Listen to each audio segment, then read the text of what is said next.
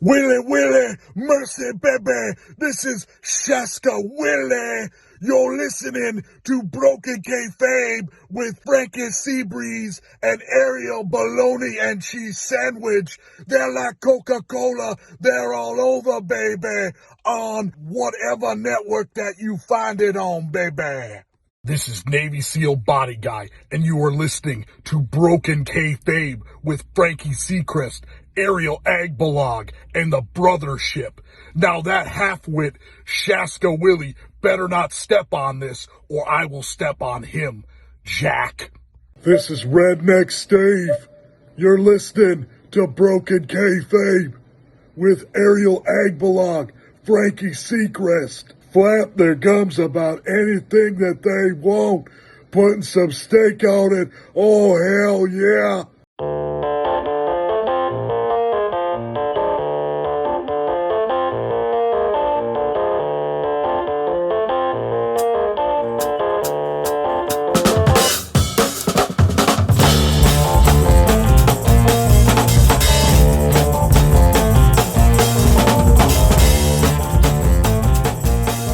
Welcome to Broken Kayfabe, the unofficial after show with Baldrin and Barry. And if you don't know what the heck we're talking about when we say Breaking Kayfabe with Baldrin and Barry, go Google that. I don't know why you would listen to us and not them. You know, you're supposed to listen to them and then come to us for like a little follow-up talk on what they have discussed.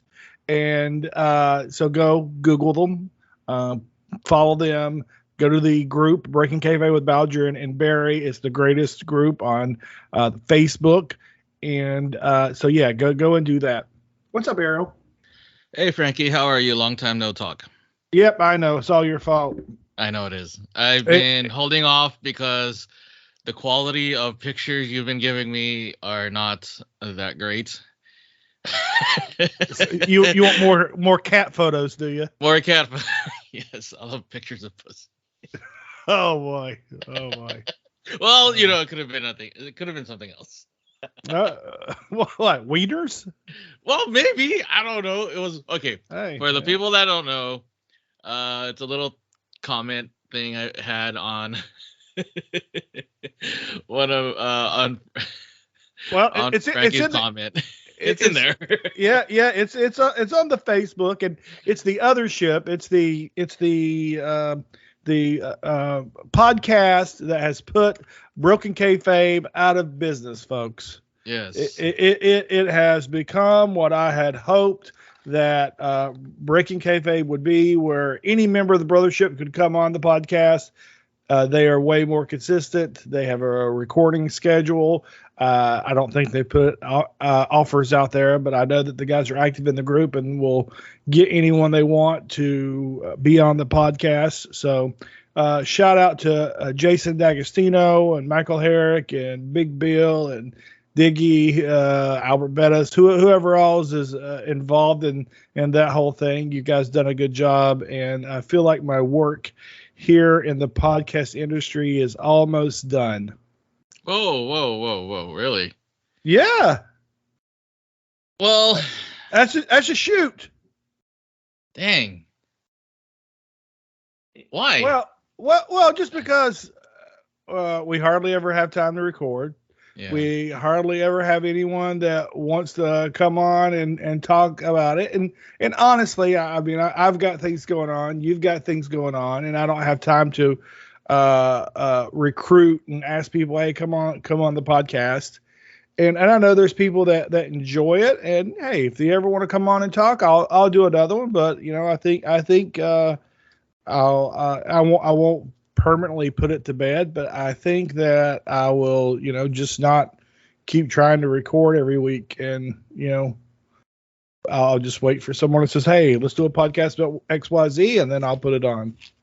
Oh, okay. Well, yeah, we both have stuff going on in our lives right now. Well, most of my stuff that's been hindering me, and I'll you know, shoot from the hip. I've had my kid in school since August, and you know, 5 days a week, and that's tough. And then the other part is that your schedule is completely opposite of mine. You're not available in the night. You're working in the nights when it would be easier for me to record. Right. And Yeah. and then it's also harder for other guys in the group to record with you because they can record at night and you can't. Right, exactly. So Yeah, those shoot jobs really get in the way of stuff. they do. It sucks, but yeah, that's life. That's how life is. Kind of, it sucks to hear that though. But I mean, if you know, Well, I mean, what can we do? We don't have to put it to bed formally. We can just say, hey, if we've got an episode, we'll put an episode out. If we don't have an episode, then we're not gonna struggle to make up content. That's true. Or we could just follow the Breaking Kayfabe route and just do a Patreon and record once or twice a month. That's a fantastic idea. And then what we'll do is we'll just go off of what they do on their Patreon. So Exactly. We'll do like the Patreon of the Patreon. Yeah, and then we'll charge more because no, I'm just kidding. We'll have different tier subscription things because you like giving stuff away. So if you're gonna pledge like $30 a month, Frankie's gonna send you some cool wrestling merch. That's good. No, don't do that. I like that. Yeah, no, I won't. No, that's horrible. I've decided that the collection that I built, and the reason I started getting this stuff was because I wanted people to donate to help bring people there, because I know that when I donate, it makes me feel better. And I also know that I started being charitable when I didn't have anything to give. And that really changed my entire life from like 2009 up until, present day. So if you're a charitable person, it'll change your life. And so I was hoping that more people would be involved in it and would give, I was hoping more people would send $5 and less would send 200. But, and we got enough to cover one person on the only time that I ever took the money, and which was great. But, most of the money came from, 5 people. And I really thought that with 2,000 people in the group that we'd get, a whole bunch of 1s and 5s and 10s, but that wasn't the case. So, I now, since I have this big collection of stuff, I'm going to start sending it out for people's birthdays. Oh, that's awesome. And I mean, I gave away some cool shit. I don't know, signed records, something I remember. I don't know. I can't think of all the stuff I gave away, but it was really cool stuff that I gave away because I wanted to really encourage people to give, because it changed my life and it could change yours. So some of the guys are in the group are old and grumpy, and I can be old and grumpy too, but I used to be a lot more grumpy when I went through some really tough times in my life and I really had nothing and I'd lost everything. Mm-hmm. But by giving and realizing that, it feels good to give even when you don't have much to give, it changed my life. And I was hoping that I could make that impact on other people. But alas, yet again in my life, I have failed. No, don't say that. No, I say it in jest, but not really. It's kind of true. But come on. Your efforts plus whoever donated has helped a brother shipper go to the CWO Fan Fest. Yeah, no. Yes, I know. That's easy. I mean, look, the easy part is giving the money. The easy part is when you go through the checkout line and they say, do you want to round up to help donate to cure childhood cancer? You go, sure, I'll donate to 35 cents. Right. All that's easy, but it's much, much harder to change or to influence others to give, because if you donate your 35 cent and then you've got, you can influence 10 people. Now that's $3.50. Right. That's what I was hoping to do. And plus, sometimes you hear these guys in the groups going through some tough times, and I'll just say it again for the 8th time on this podcast. Giving when I did not have it to give, and literally I did not have it to give, changed my life. Mm. Yeah. I mean, if you could, yeah, I understand what you're saying. I get what you're saying, and So now I have this whole attic full of stuff, and which I It's all good. really don't want. And Mhm. and when I die, I don't want Jana and the kids to be left with this shit and be like, well, let's just do with this crap. So Yeah. I hope to have it down to a couple of pieces that Jana knows that I really love, and has stories behind them. And then maybe she can give them to the kids, or the kids can sell them on eBay and get $50. I don't know. Yeah, that's a plan. I mean, I don't. This whole podcast is bringing me down. Well, let's take it up a couple notches. Here is our friend and the unofficial third member of the podcast group here, Matt Crowder, talking with his friends about nerdy stuff.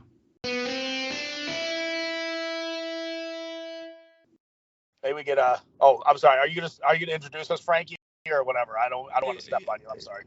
No. You walk all over me. But I am pleased to be joined here by some legends.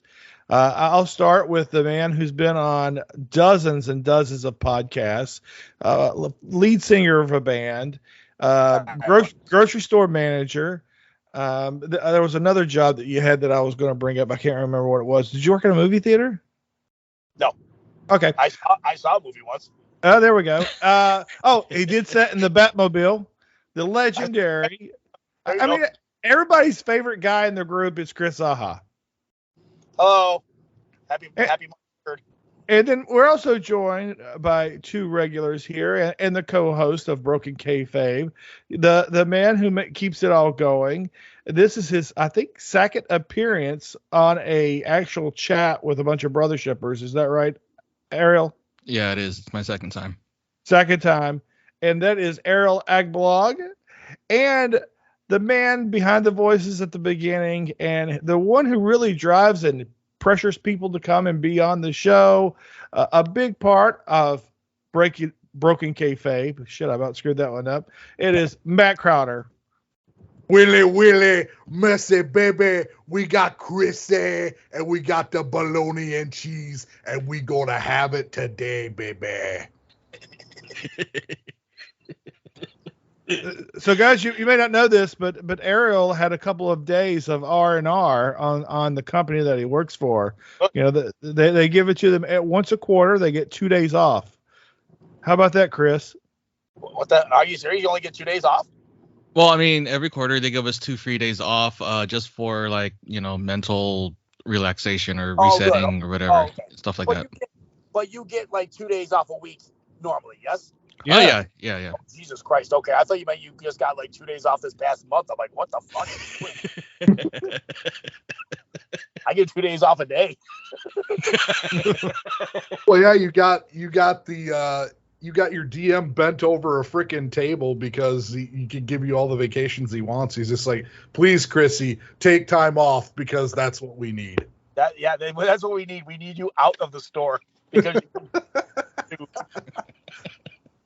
every time you open your mouth, we all just wait for something bad to happen. When we got a new store director like in October, so I guess she's not really new now, but she was new at the time.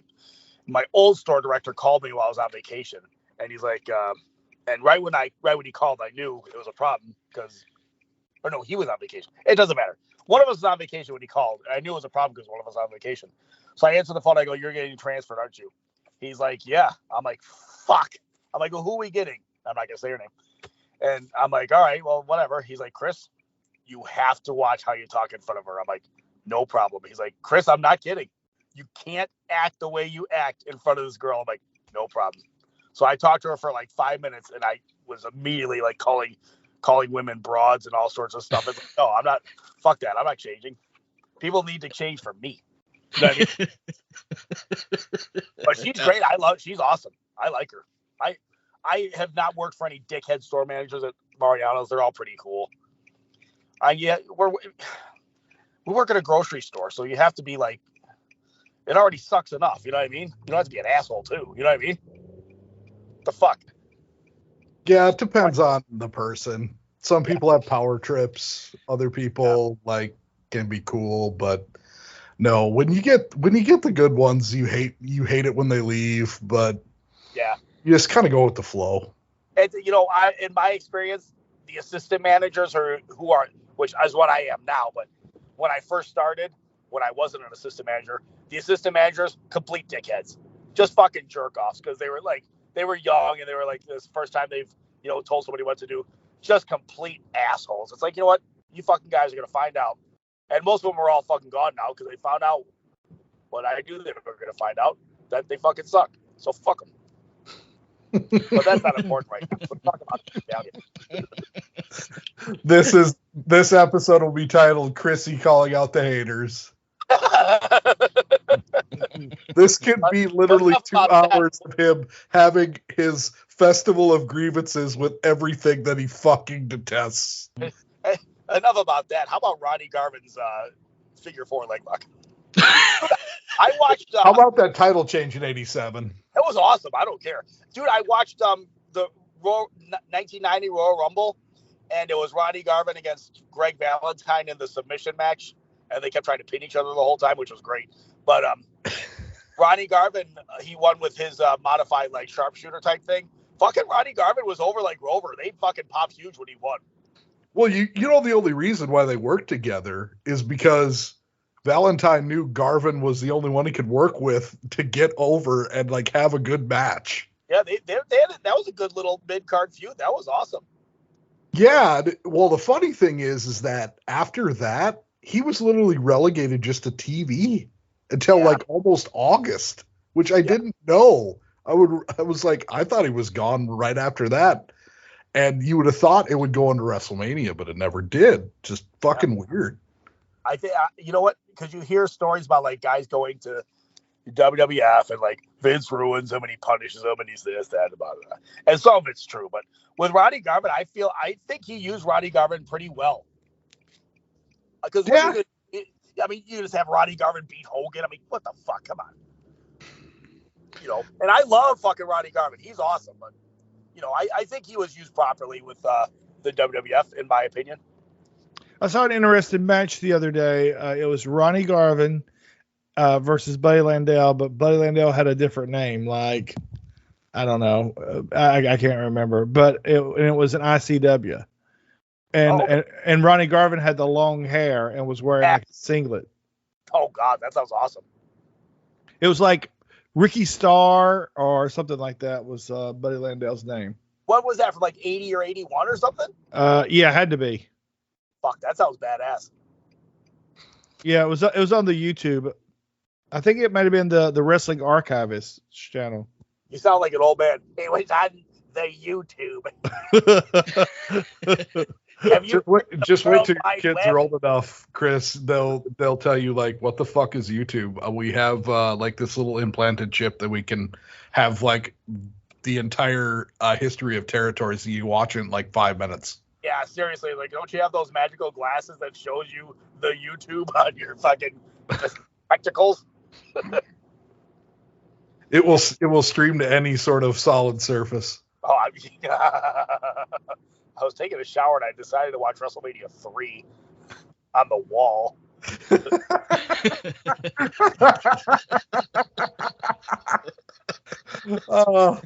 I saw Hogan slam Andre on the grout. Yeah, for real. Hey, Ariel, were you you're early or mid 30s, right? I don't know how old you are, so don't get offended. I'm 42. 42? Yes, sir. I'm the youngest on this call. I'm only 40. I'm only 23. That's crazy.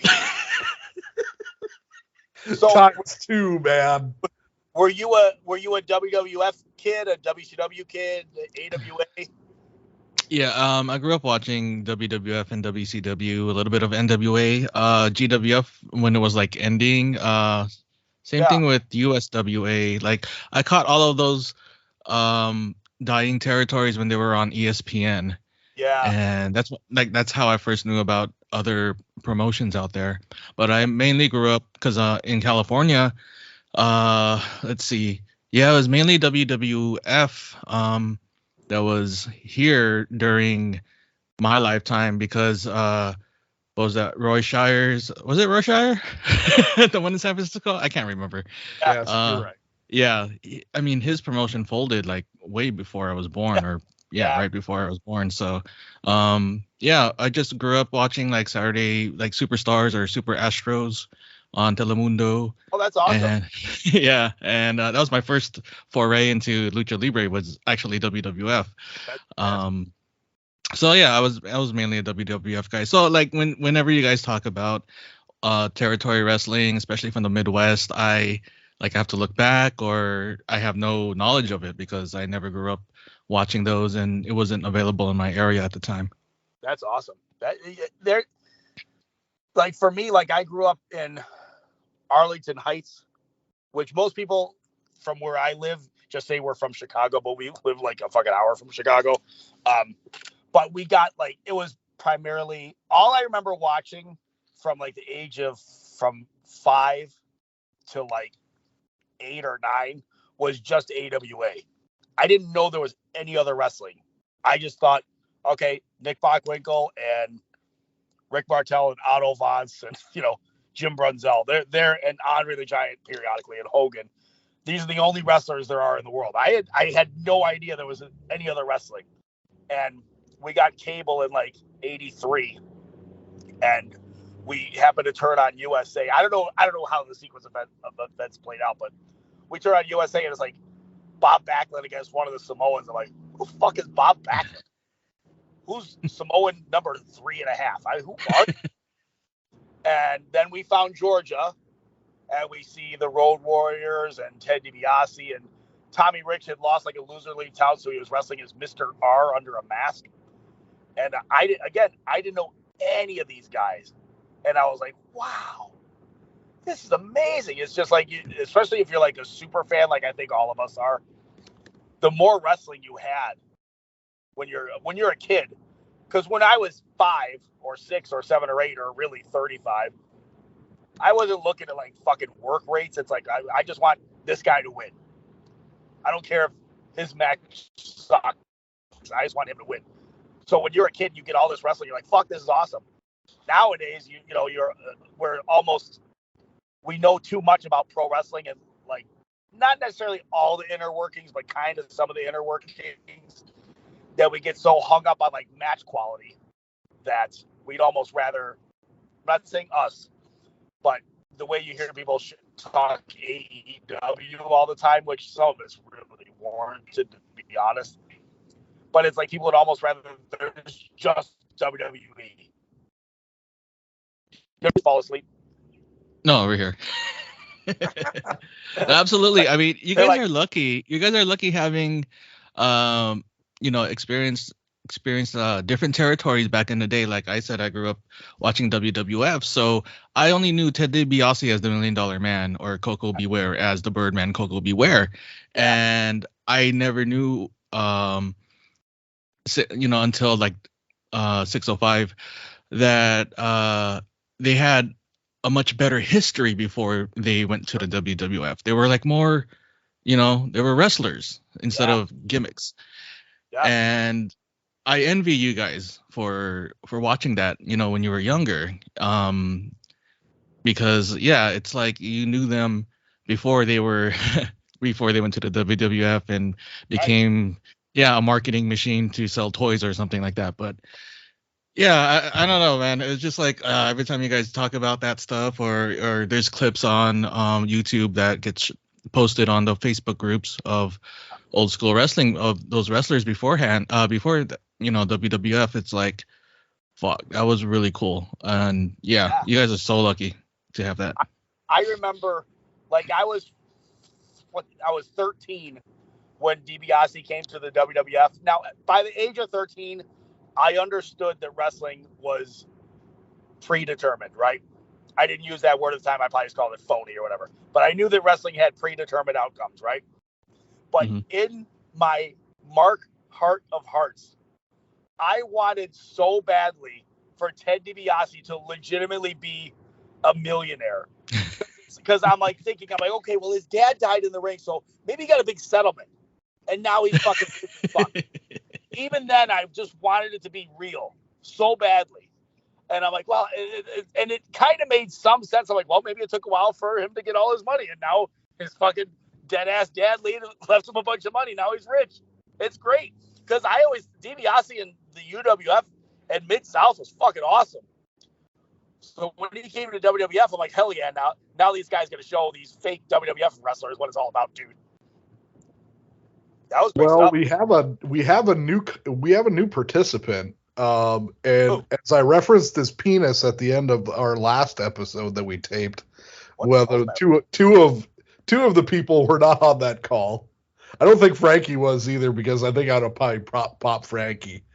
Big Willie is on the call with us. So William, we love you, and thank you for joining us. Glad to have me. What? Is that Big Bill? It sounds like Mankind. What is that? Pretty juice. Hello, everyone. Oh, okay. Now you sound normal. I thought you sound like a homeless person. Let's not judge who I just had sex with. What? Well, we know that's it. What's up, Big Bill? He's gonna earn that 50 cents. Why? Hold on. I'm sorry. Why do your initials say BN? As in Nancy? Is like your middle name like Neil or something? My eyes are going real bad. I thought it was an M. No, I'm just kidding. I put a funny name in. You're a clown. Why don't you grow up? That's nice. Take this seriously. That's nice. Come on. Oh, this episode is going to go off the rails, and I fucking love it, because two of my favorite people in the entire universe, Chris in his car and Willie in Shrouded in Darkness, making sexual connotations with a muted voice. Yeah. You doing okay, Bill? You all right? Oh yeah, I'm great. Okay. Well, I had to check on you. I just want to make sure you're okay. Yeah. I know you got a lot going on right now with you've been faking MS for about 6 months, so we all know you don't. I went there. I'm sorry. I was calling. I'm telling like I'm gonna fucking piss myself. Oh, fuck. How you feeling? You feeling all right? Shannon's been faking it for how many years now? Oh man. That's what I'm talking about. That's what I'm talking about. How you feeling? Okay? You feeling good? Oh yeah, I'm good. I mean, my last neurological appointment a few weeks ago, actually, my neurologist said that some of my lesions on my spine anyway appear smaller. So my brain one is due in a couple weeks. So I mean, fingers crossed. But I mean, I forget things sometimes. I'll go from one room to another. But the question is that MS, marijuana, both? I don't know. Who knows? But well, how old are you? You're 44 or older than that? 47. Okay, well, you just answered your own question. Well, that's it. I mean, it's gotten worse, but it's not really anything that a lot of folks, like I said, I'll go to, the worst thing is I'll be in the middle of a conversation about something, and it's not shit like wrestling stuff, like stuff we'll talk about, because I'll never forget that stuff because I'm a dork. But I mean, like important, like, oh, I got to pay this bill and do this and that, and I'll be like, what do I have to do? And I'll just forget everything, and it'll take me, so I got to start writing down lists and itemize and stuff like that, which I never really used to have to do. But, I guess, like you said, it's getting old anyway. So I think that's a combination of the marijuana, getting older, and just daily stresses of life. You just fucking forget shit. Yeah. So, I mean, things are good overall. Good. Well, because we need you. You know what I mean? There's no other fucking tall people in the group. That's right. Howard Baum is like 5'11", so I mean, what the fuck? So, yeah. I refer to my stunt double, Marlon Mueller. Yeah, I want to get him on a call. I have some questions for him. Let's get him out here in short order.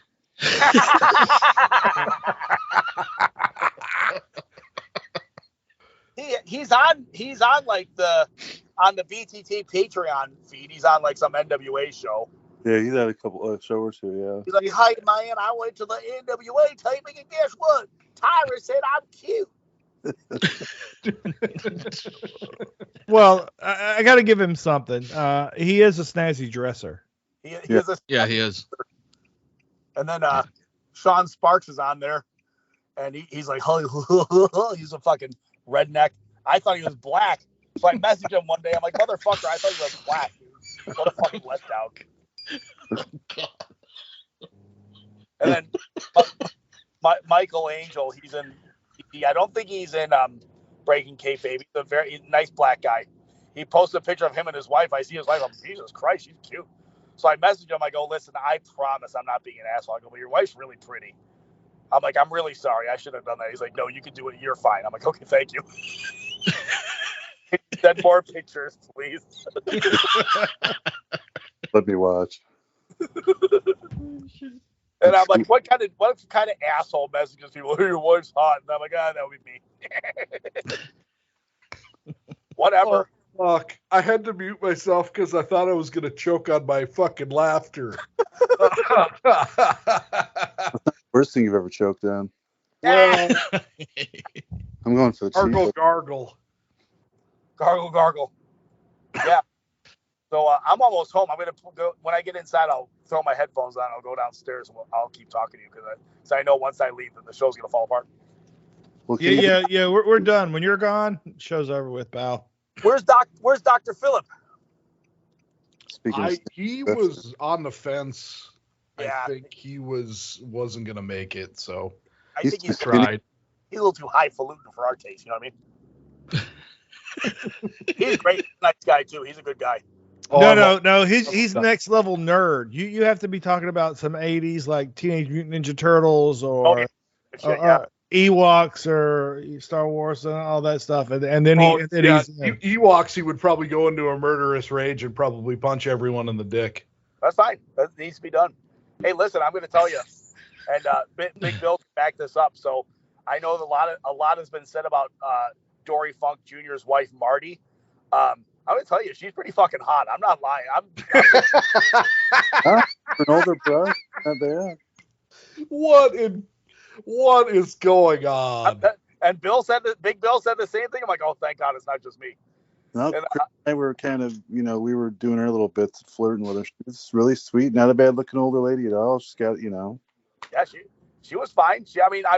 Listen, she's probably done some asshole-ish things.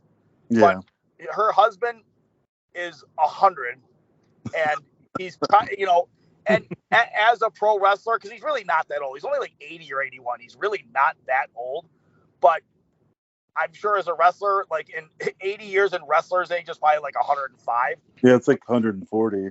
Yeah, she probably just doesn't want to get taken advantage of, and maybe she goes a little too far. But I get it. She was nice to me. I messaged her on Facebook afterwards. I'm like, hey, thanks for bringing Dory out here. And secretly, I'm thinking, hey, can you send me some pictures of you and Michael Angel's wife?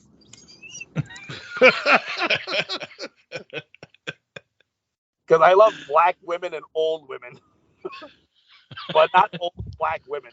Okay, you answered my question. you answered my question. I was going to ask you that. So I like all kinds of women. I like black women a lot, as everybody knows. But I don't care what color you are. If you look good, like if you're like a supermodel, it's like whatever. But if you like I said, like Marty Funk is probably like 75 years old. So it's not like fucking turning heads nowadays. But sometimes people just have like an aura about them, and she looks like somebody that doesn't fucking take any shit. I like that. I like women that are assertive. I don't want to fucking shit. My wife's the same way. She's a fucking jerk off. She don't give a fuck. I was gonna bring up Shannon, but she beat me to it. Oh, she's a jerk. I like it. Like nice. She has resting bitch face all the time. I'm like, fuck yeah, man. Let's go. I like people like that. Even like Ken Zalewski. Now I don't like him in a sexual way, but him and I were both in the mothership, and he lives in Chicago. and he would, we would comment on each other's things from time to time in the page. And I went to his profile. Did we lose him? We lost him in the mountain of cell service probably dropping. Maybe he made it into the house, but he'll get back on. But oh my God, I'm still, my sides fucking hurt right now. Oh man, that's crazy. See, Ariel, this is why you come on. Yeah, this is why I shouldn't come on anymore.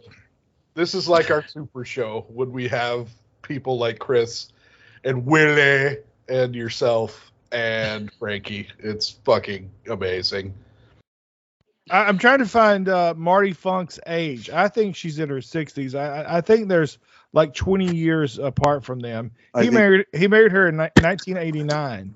Yeah, I think she's a lot younger.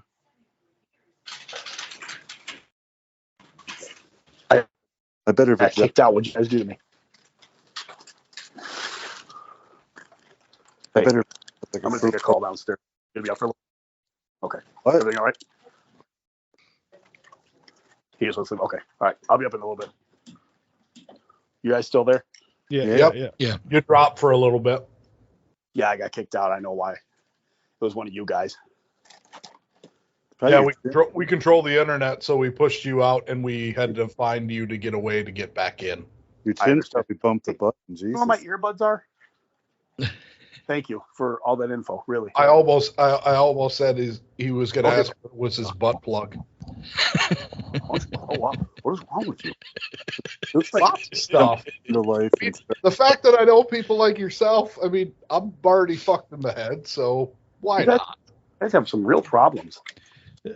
Watching Zaha walk through this house, it's like the new version of Blair Witch. You know, it's like if I go to the side and start hurling, that's probably what'll happen. That goddamn shaky cam. That's the Kevin Dunn shaky cam. All right, hold on. Must be the ankle. It looks like he's on tap during sex. Ugh.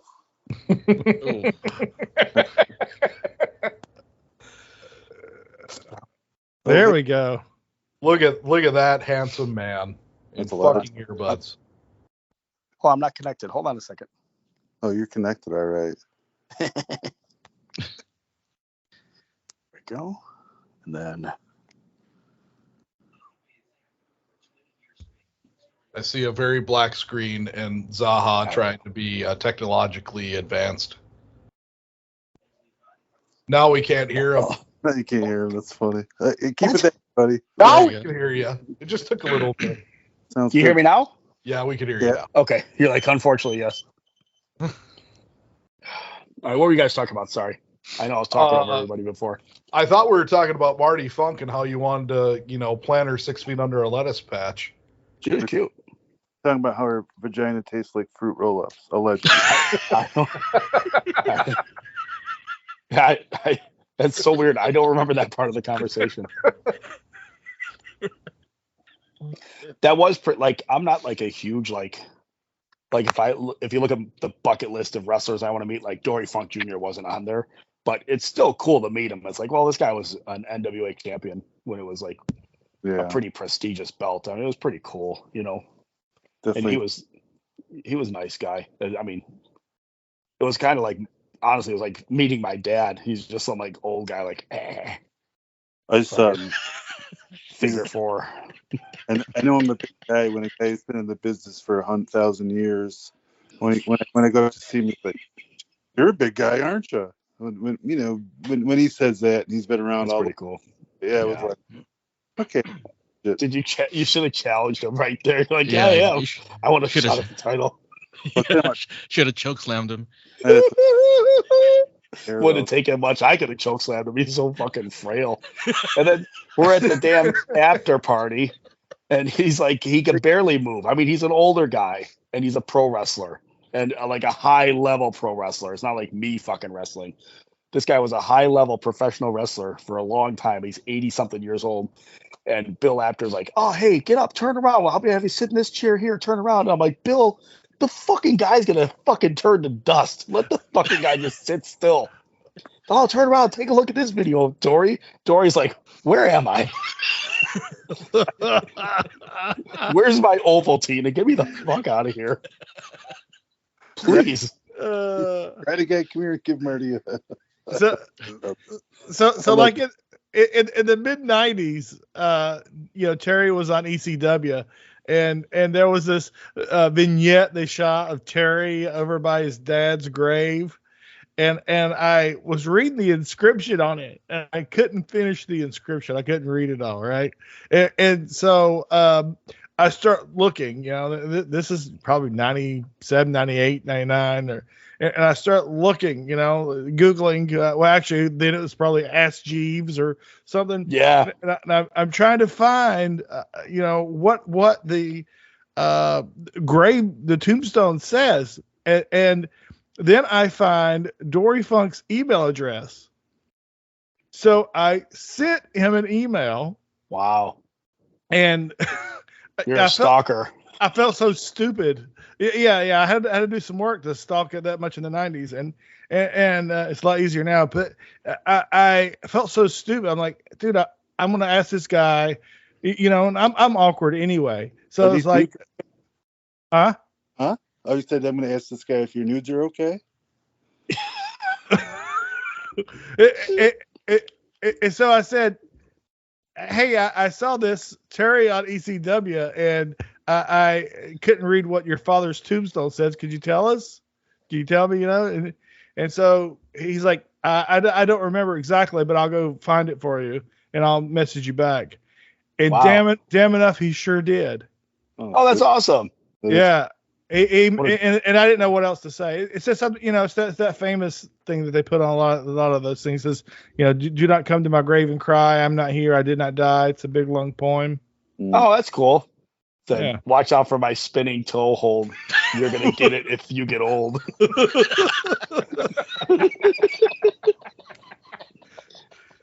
My suplex. Stu Hart couldn't be at one of these things because I can imagine the fun that could have been had.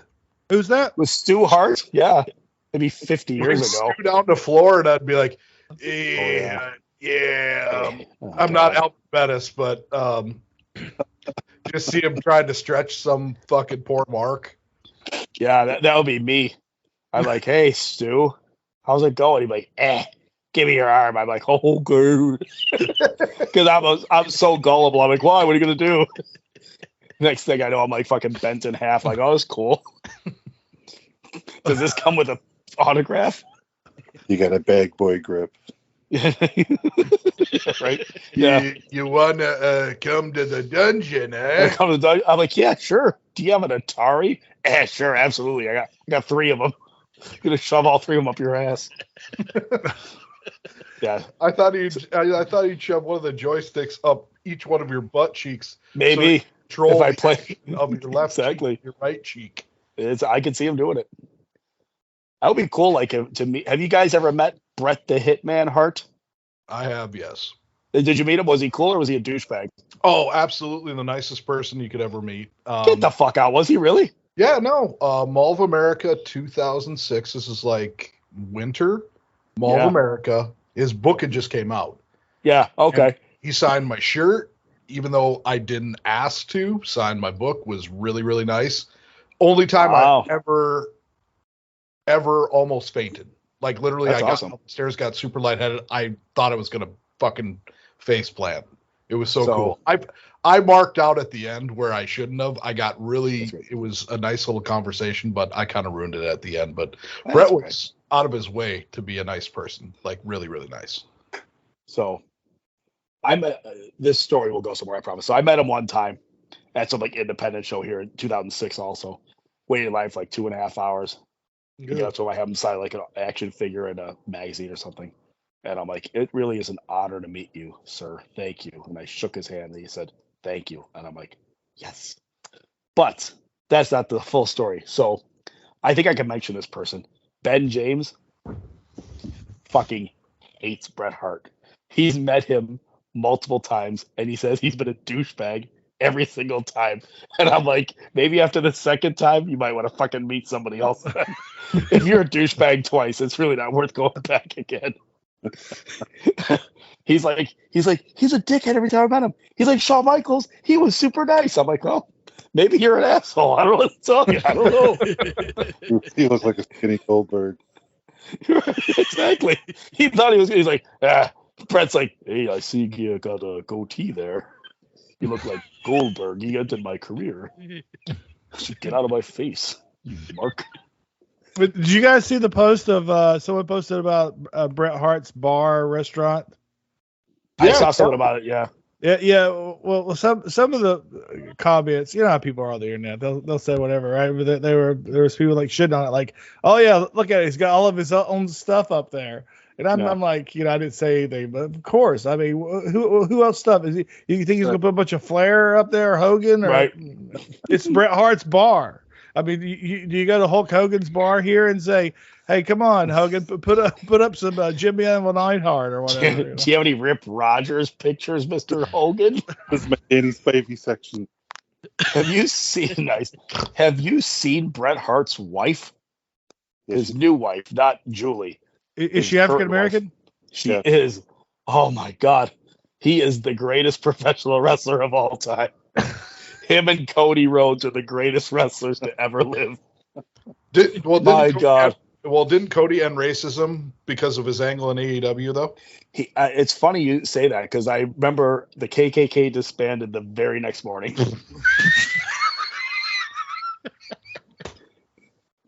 They became BLM. Oh fuck! Oh, that still makes me laugh. I forget who said it, but he's just like you.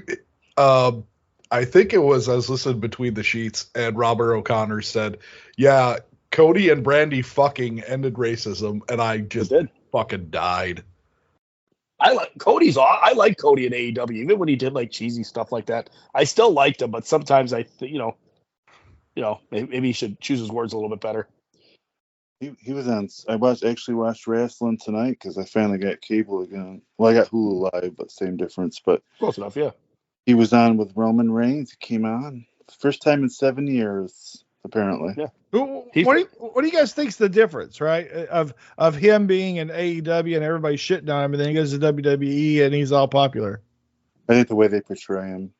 Yeah, absolutely. He was found. I was going to say that it's a lot more serious, and it's like you could tell he's glomming probably more off Dusty in this. Instance. Probably, yeah. AEW, it was like he was more serious than anybody in some of his feuds, but for the most part, I don't think it helped that his wife was just like absolutely atrocious. That's it there. That's right. That's it right there. That's what it was. I think Brandy brought him down. Not intentionally, but I think, she was a deterrent. Well, I think the other part of it is that when you know that someone is sort of running stuff, and then they're putting themselves in the forefront, then everybody's like, everybody we want to cheer for the underdogs. And so Cody going to the WWE, he became the underdog as opposed to he's the EVP putting himself over of everybody. Right. Yeah. Good point. And I think Matt was saying that I think it was Matt that said it where Cody's trying to kind of like glom off of Dusty now. I think in AEW he wanted almost to act completely independent of Dusty. Like I know they referenced him from time to time, but it's almost like he wanted to be like his own guy, which that's fine too. But it wasn't working. I don't know what happened to cause the outrage against him when he was in AEW. I'm not sure. I think it's the Triple H effect. If you book the end all be all, which he towards the end he didn't do, but they'd always come out and do shit, and they'd get like that kind of heat where people would boo him because they're annoying. Right. Not a good bad guy, but they were super annoying, and I think he was his own worst enemy with that. Yeah. Yeah. But I think, had he turned, because I'm sure they wanted to try to push him to turn heel. Yes. I think he still would have had a negative backlash. Like he would have gotten booed, but not the right type of booing, I think. Yeah, I think definitely he wouldn't have got the good kind of heat. He'd have been like, go away. And I think that's what he did. He was smart enough to figure that out. And apparently, man, although he doesn't ever acknowledge competition, probably wanted to twist the knife into, the Khan family. So yeah, why not put a rocket strap on him? And I think that a lot of guys that leave WWE and whether they go to Impact when Impact was a bigger player, or they go to AEW, it seems like every wrestler's goal is to either stick it to Vince or try to earn Vince's love. Yeah, exactly. And it's been like that since probably like whenever Vince bought the company, so like 1982.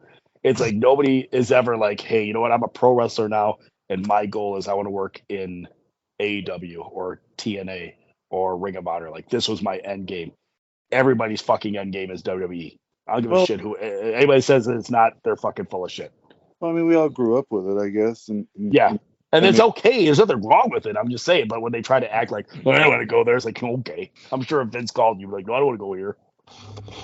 Well, it's now a generational thing because all of us on this call saw the golden era, the attitude era, and we look fondly on the WWF. I will never call it WWE. Fuck that. It's WWF. Will always be.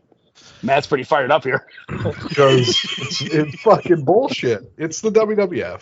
Fuck. He's like, I hate koalas. Pretty much, or just set fire to a kangaroo. Not that I'm endorsing. Yeah, exactly. Sorry, Australia. I love you and all the people.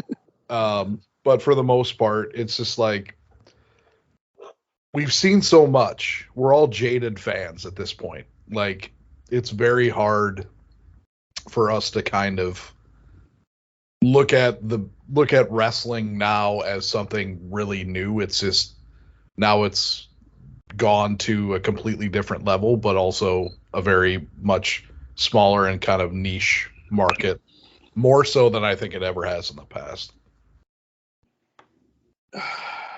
Yeah, I don't know. I have to think about that. I'll get back to you. Well, there's I need to think about that.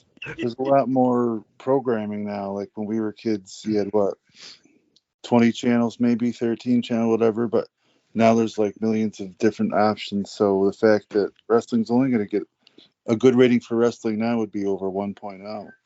Yeah. Which it's still compelling storylines will get you the people. It may not get you like 7 or 8 million, but if you're getting like 3 or 4 million people.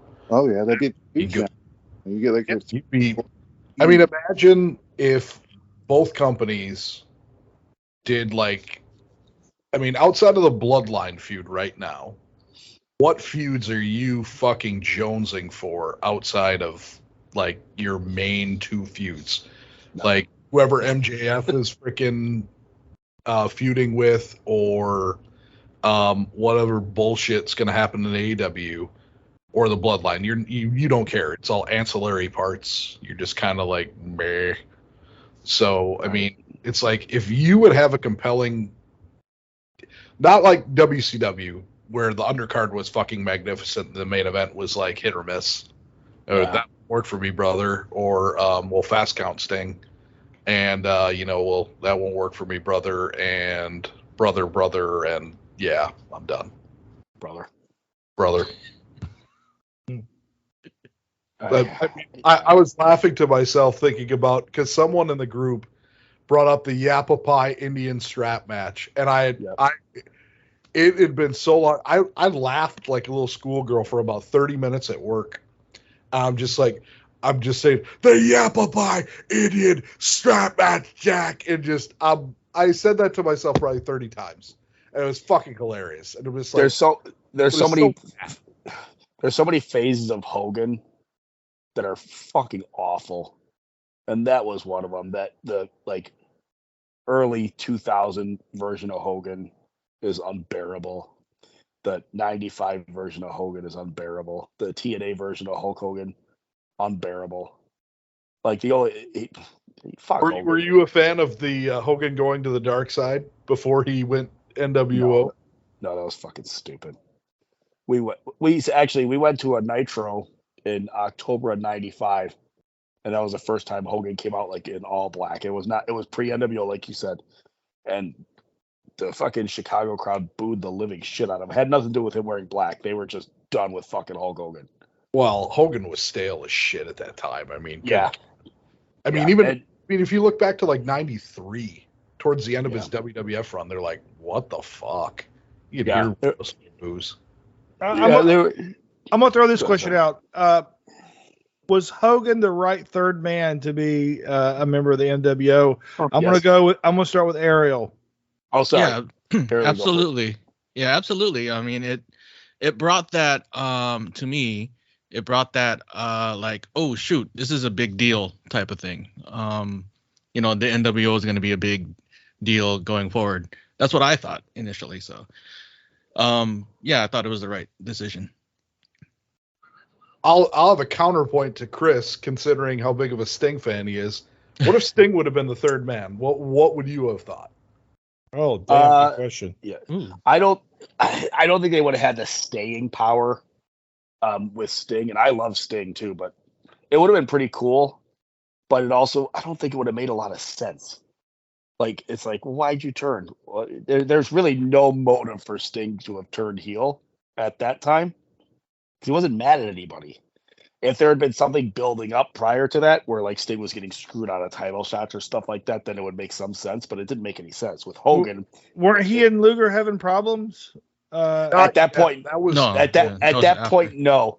They had like this weird little love-hate thing like in early '96, because Luger would continue to do like cheating stuff, and Sting would like call him on it, just like dumb Yeah. shit like that.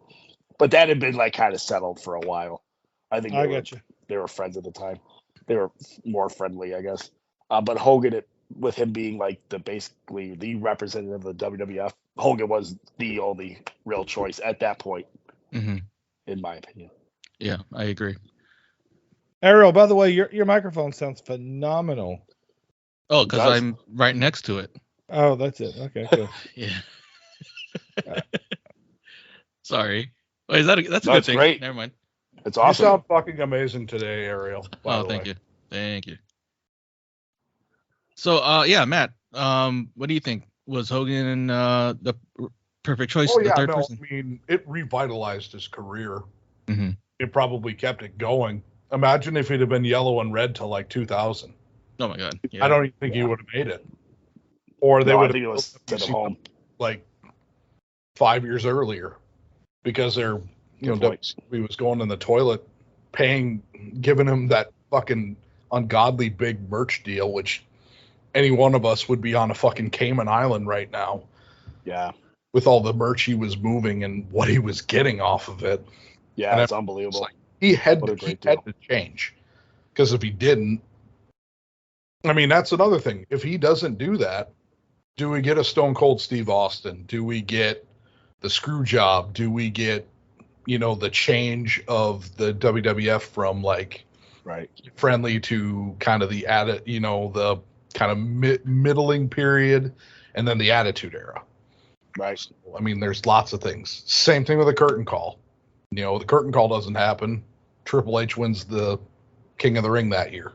Steve Austin does. We don't get the 316 promo. I mean, there's just lots of interconnected things that happen. I think that Austin was going to happen no matter what. Maybe not the way he did. He was so good, nobody was going to fucking stop him. He was so fucking good. And he was good long before he fucking even entered the WWF. So there would have been, but there may not have been an Austin 316, which is really what fucking catapulted him. Or helped catapult him. I'll say this. What if he debuts Austin 316 in ECW? Does ECW get a rub off of that? Even though I don't think it would have been a number one company just based off the content. Right. Would it have brought it to a level where it would be consistently beating one of the whoever was number two at the time? Well, let's say WWF, because I WWF think it would. 96 was just going in as far as I'm concerned, like after WrestleMania in 1996, like that spring to summer is kind of weak. And then it's like they tried to, with Michaels being champion, I just think he didn't have, outside of, the Kevin Nash match, And then you had the Bulldog matches were all right, but then I wasn't a fan of the 6-man, and then the Vader thing just blew up because, he didn't like Vader. What was that, Willie? You say Bulldog Bob Brower? Yeah, Bulldog Bob Brower. I think he would be 1,360 if he was wrestling at that point. Oh my God! Like some of these guys, like Bulldog Bob Brown, it's like, dude, these guys are terrible. Who the fuck watches this bullshit? Simpler times. I guess, like, man, this guy's got a great fucking knee lift. I'm like, wow, you really? Like I said, some stuff about the old days was amazing, and some of it we really romanticized. It's like, dude, this stuff sucks. And I fucking love old school wrestling, but give me a goddamn break. Come on. Judy Martin was Well, so pretty. I'll ask you another one, Chris. What if Lex Luger was the 3rd man? I thought he was being the 3rd man. Oh because no, when that was the swerve. when he got laid out by Sting in the match on accident, I thought he was going to come back and turn heel. Same thing. He wasn't Hogan. But it would have made more sense than Sting. Or no, because he was in WWE first. F, sorry. And they could have done the WWF tie-in too. But yeah, no, he wasn't going to. It wouldn't have had the same staying power. But it would have been pretty cool. What if it was 88 Lex Luger?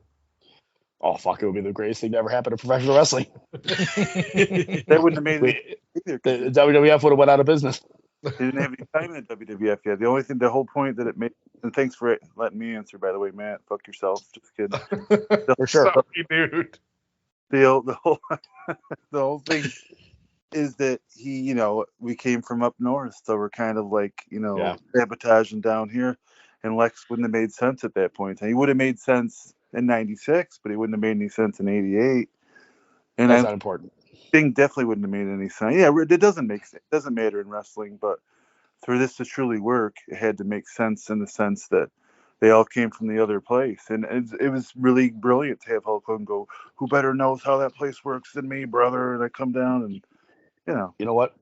I'm going to step on you a little bit, Bill, and I apologize, but here's where I get upset. When people get on Bischoff, and I'm not a huge Eazy-E guy, but he did do a lot of good shit. Or when people are like, oh yeah, no fucking end game for the NWO. It's like, listen, when fucking Hogan won the belt in January of '84, Vince fucking McMahon didn't fucking sit there and say, I'm gonna have twin referees in 4 years to get the belt off him. There's no fucking end game on anything. You play it by ear until you're done. So go ahead, Bill. I'm sorry. If you want to go with Hogan, you go back to the first WrestleMania. Who was the big draw for WrestleMania 1? And yeah, some of my bias, whatever, but people want to see Mr. T. People want to see Mr. T. Absolutely. Kill Roddy Piper. Okay, so Yep. Hogan got famous based off of that.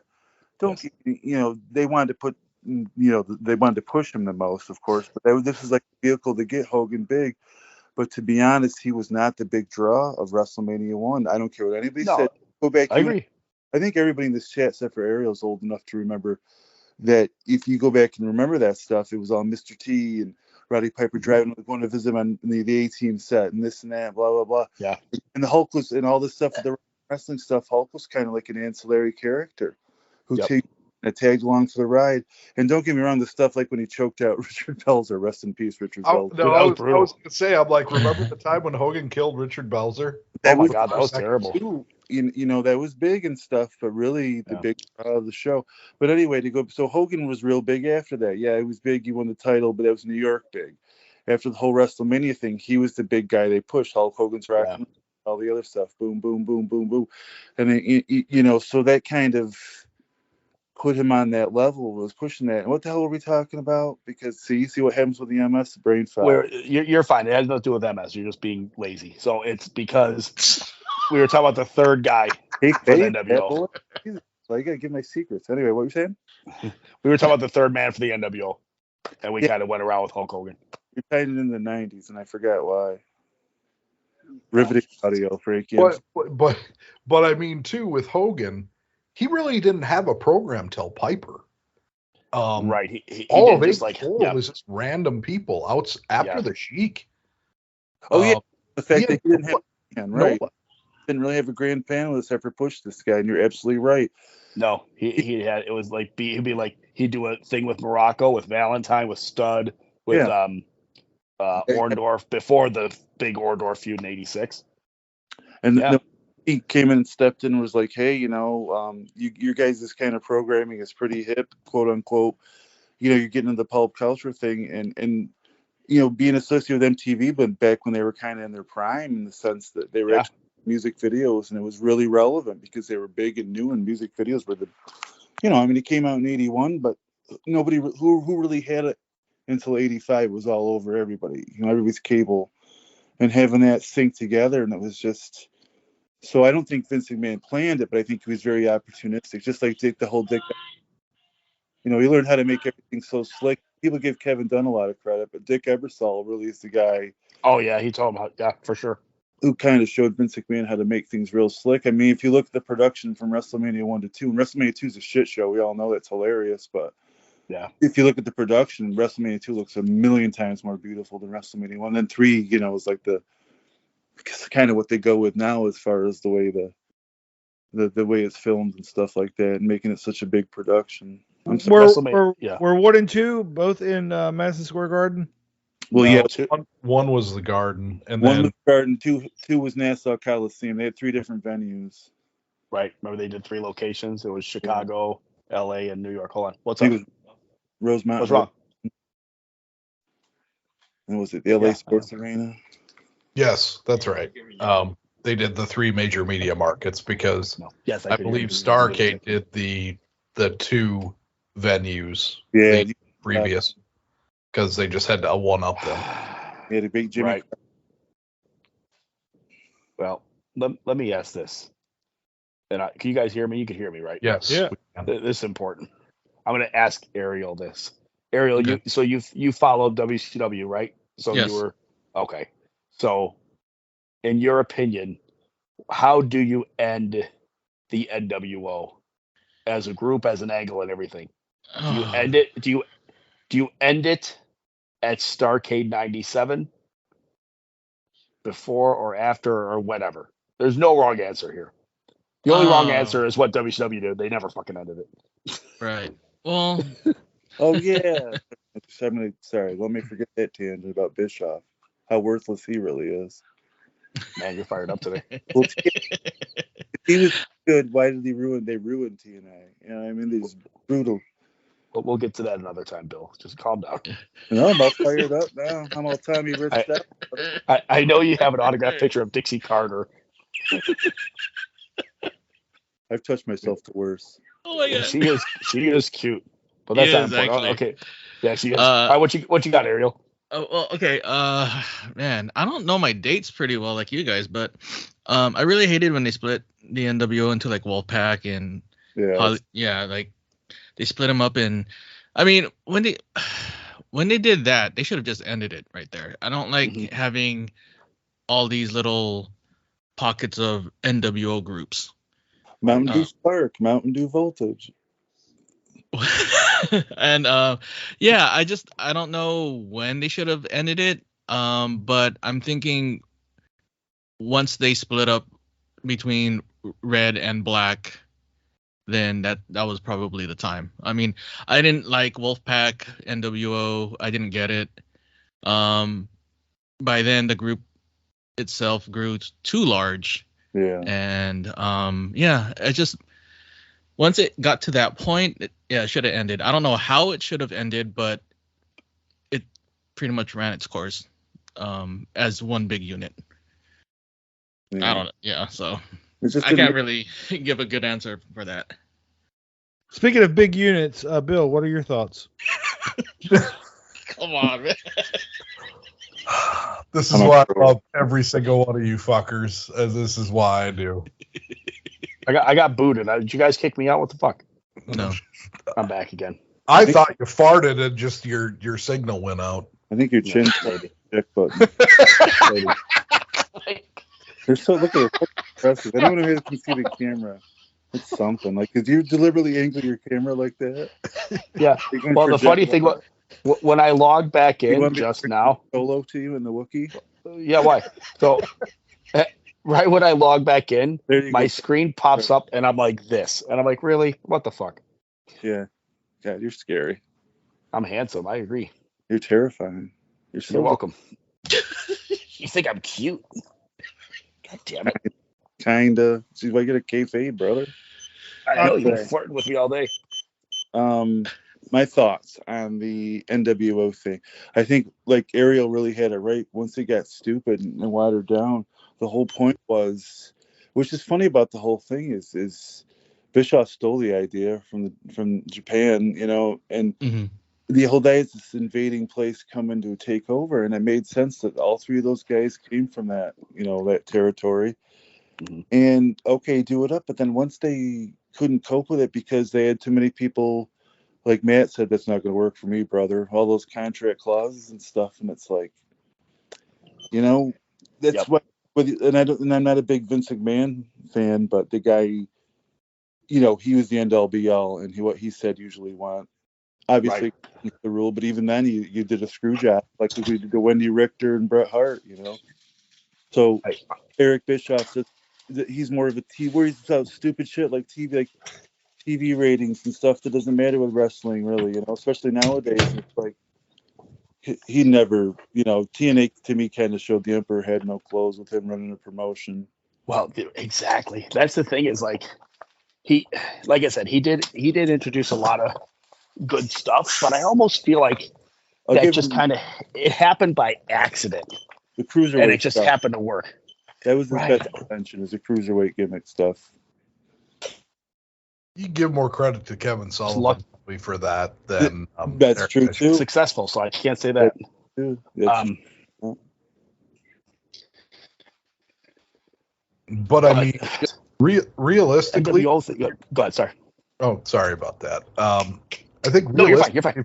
if you end the NWO, I don't think you end it with Sting, even though Sting should have gone over clean. But to Yeah. me, they still could have had Goldberg run through the NWO. He wins Yeah. the title in '98 in the summer. And then they go to Starrcade to have the blow off to be like, if I win, I end the NWO and you all have to go your separate ways, and then you could end it. And Goldberg is like your savior of WCW. Yeah. I think probably would have been the way to go, even if you take the Sting thing out. yeah. But the thing of it is after Sting wins, and I think this is the same thing because I'm in the middle of watching 1990 WCW, and after Sting beat Flair, it was he was like meandering until Flair got the title back, because Sid Right. Vicious wasn't Sid in 1990, and the Black Scorpion was horrendous. Sure. And you're thinking, what is Sting going to do? Who is he going to feud with that's going to have the cachet of Hogan in 1997? And we're Right. going into 98 at that point, because how are they going to do that? And then and Bret Hart, you could probably write a book just on how badly mismanaged they were to fuck Bret Hart just to make him irrelevant after the screw job. I still feel like I think Brett got there a year too late, because they had spent the whole year building up Sting and Hogan. The way Yeah. Yeah, we lost it. We lost you, they Chris. could have positioned Brett with. Oh, there we go. What? Did you lose me? Did I lose Yeah. myself? For a second. Now you're good. Sentence. Okay. I don't know why is my face so big? What the fuck? Anyways, I said I'm Wait, it's not did you- important right now. Too much Lou Malnati's. So I think Brett got there at a bad time. There was just too many angles going on at the time that had been building up for so long that they couldn't just squeeze Brett in and say, "Hey, here, you're gonna feud with Hogan now." Even though that is a money angle, Too many they had egos. been building up this. What's that? Too many egos. Like Hogan. Sure. Well, who is Brett really going to work with and have great matches like he did with everybody else? The only person that Flair at that time, Flair and Flair, Savage. Benoit. Savage. Benoit, yeah. Yeah. Yeah. But there wasn't a whole lot for Brett to do there, and then plus it's like they didn't really have a plan. It was Hogan, Nash, and Hall like legitimately running this stuff. Well, So it made WCW so weak. That drove me nuts too. They booked him so weak for all that stuff. I'm sorry, Frank. I didn't mean to interrupt. No. Go ahead. But they booked him so weak. Like it was.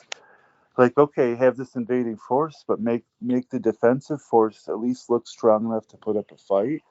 But like they get pissed through constantly. It's like, why you're saying your own promotion is super weak to get these guys over? I mean, get them over because they're bad guys. You know what I mean? Really impressive, but it's just the same thing. And TNA did the similar thing when Hogan and Bishop came in because they brought all these other people in and.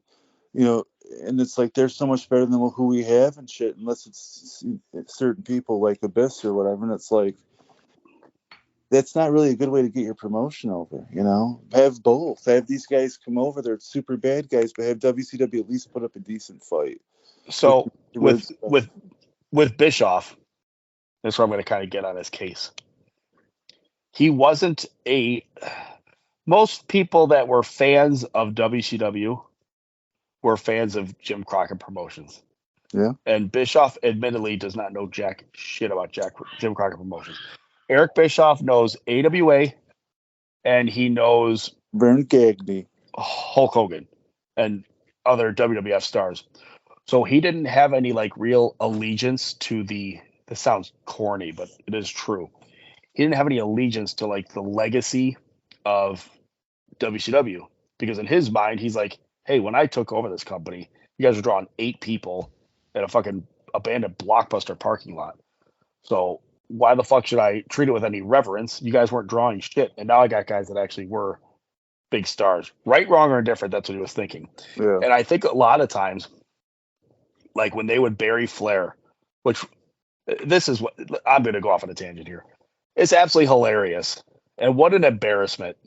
And what an indictment of Turner Broadcasting and World Championship Wrestling that they mistreated Flair so badly when he really is. You think of WCW, you think of Sting, Lex Luger, the Steiners, and Ric Flair. In my opinion, those are the fucking Mount Rushmore, whatever the fuck you want to call it.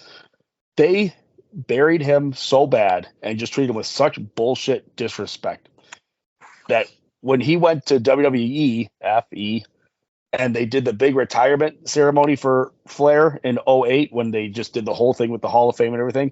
Vince McMahon did more in 48 hours than WWE did in fucking 14, 15 years. Right. However fucking long they were around. Horrible. I think with Bischoff, when he would bury Flair and do bullshit stuff to him, I think he did that just so he could be cool to like Hall and Nash because they were just like, we're burying Flair. And Bischoff was probably sitting there yucking it up with him too because he never had any fucking real friends. So he's probably like, we put a fucking bury Flair. I could see Bischoff being like that. Because what was he doing before? He was selling fucking Chinese stars to fucking Vern Gagne. Get the fuck out of here, man. You're really selling poor Jason Hervey short. Because I thought that was who he is. Nice. I think he's like Marlon Mueller. He is. He's half Marlon Mueller. He's Marl. But no, I like Bischoff, but fuck him. And the way they disrespected Ric Flair, it's like fuck you, man. I think seriously, fuck off. It seemed like it was a legacy thing because don't forget how Jim Herd was doing it too. All the Spartacus made same thing. Yeah. I think he wanted to move on. All these guys were like, once Turner bought it, they're thinking, what's the next big thing? We got to get the face of the youth because it's TV. That's the thing, dude. It's like all these guys try, and Vince tried to do it too with Brett. He's like, once Brett was on top, he's like, I got to find the next guy. It's like, no, you don't have to find the next guy today. I think, you know what I mean? Like, you need to find the next guy for Hogan either. It's like 1993 Brett. That's definitely what he was doing, and then I think 94 his deal with Brett was, and this obviously my opinion, but just from what it seems, this is his thing with Brett, and even to some extent Shawn, is they're too small for him. He loved New York big man territory.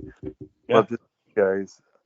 He's like, Brett's awesome, but Lex Luger has muscles, so let me go with him.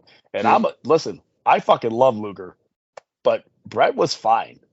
So I don't know. I mean, granted, I've never run a fucking wrestling promotion, so Vince knows a smidgen more than I do. But I don't think they needed to go with anybody else. If you have fucking Bret No. Hart, just fucking Well, go Bret with was him. good, and think about it. He was with them since way back in the golden era. You know what I mean? Think about he's in the freaking Land of 1,000 Dances video and shit, and he's in, Yeah.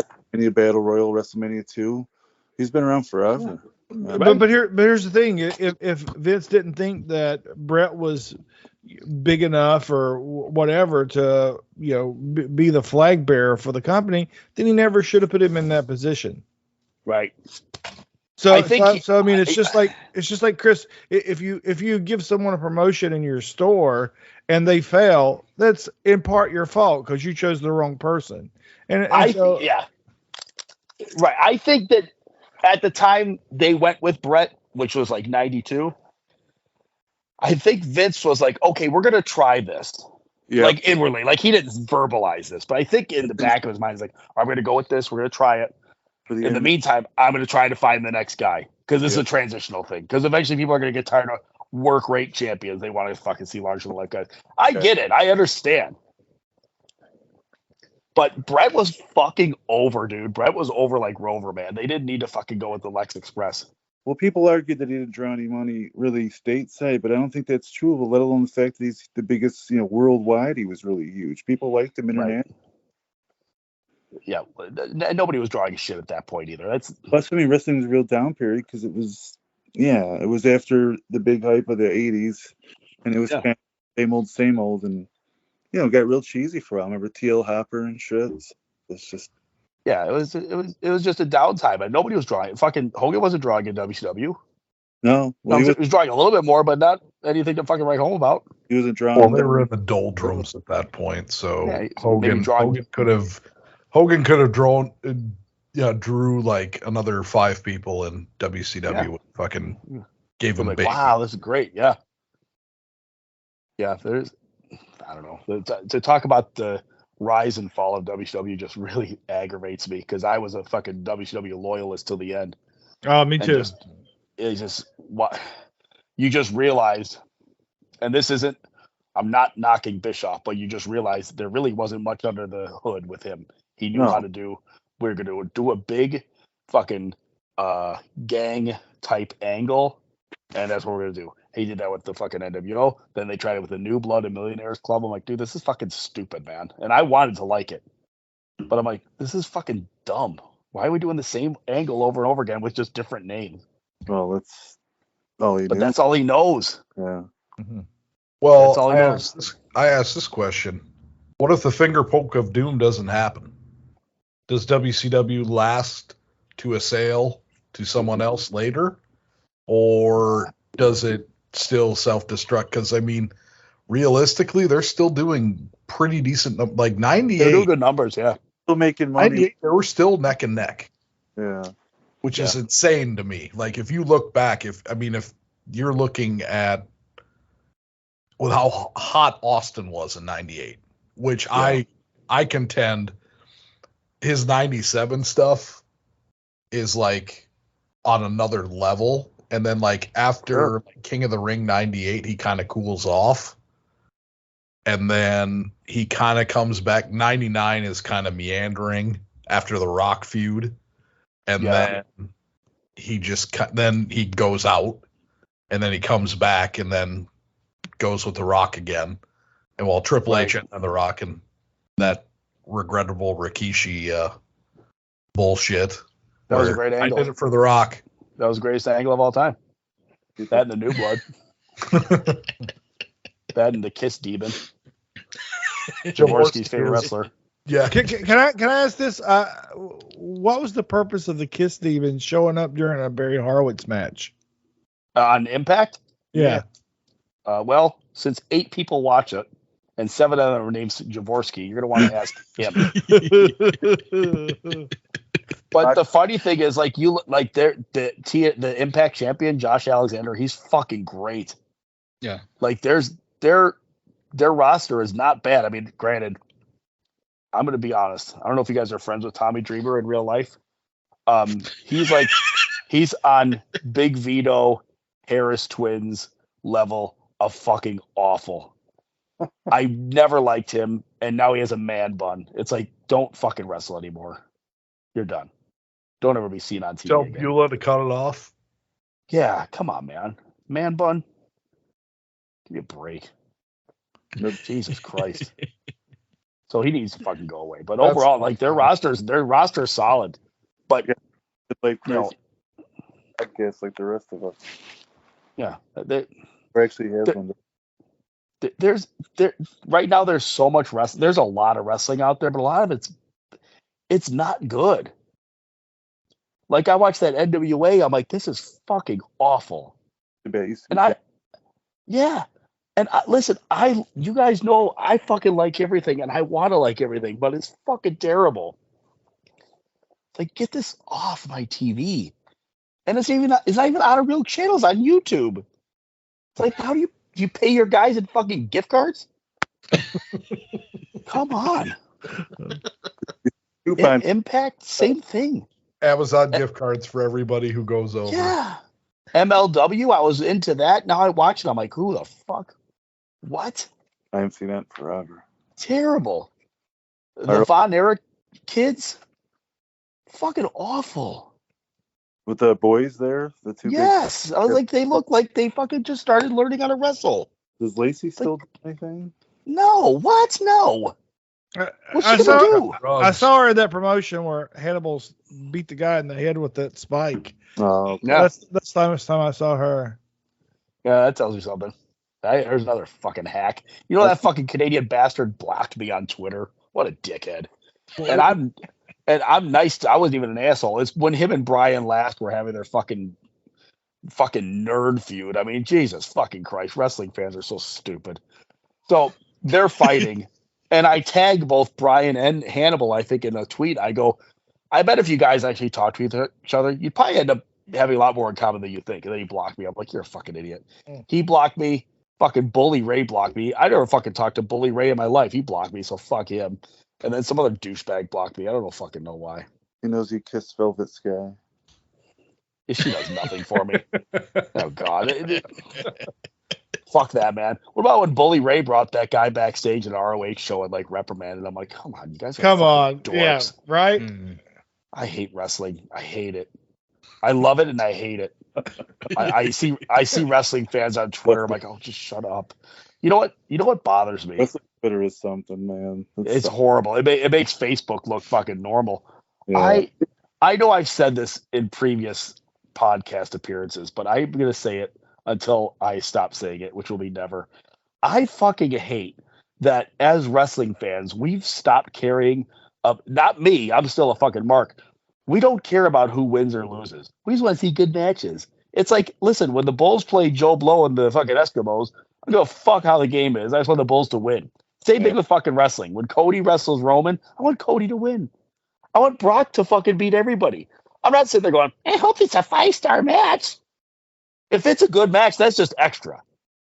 You should be watching wrestling to see who's going to fucking win. Not watch to go, yeah, what a snap there. Enziguri. Yeah, I saw a flip once. Step all these over fucking, gold. Yeah, all these dives and shit. I'm like, you're going to get hurt. And it's not, I'm not saying just about AEW, just anybody. It's like, I'm not saying never do a dive. But fuck, slow down, man. Don't hurt yourself.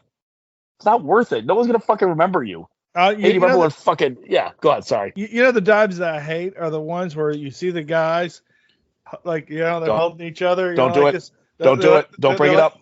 Yeah. I cannot. Hate it kills me every single time. Hate it. It's like, you know what? I recognize this shit's fake. But Darth Vader didn't fucking walk out there and go, hey, I don't have a really fucking scary voice. I'm fucking David Prowse. Never fucking happened. Don't take me out of the moment with your fake shit. That, and I swear to fucking God, these fucking chop fests piss me the fuck off. When two wrestlers square off, one guy chops one guy, and then the other guy just stands there and waits for him to chop him, and they chop each other back and forth. And listen to me. This is important. I'm fine with them doing that. But the guy waiting for the chop, all he needs to do is motion like, come on, motherfucker. Like, hit me with another one.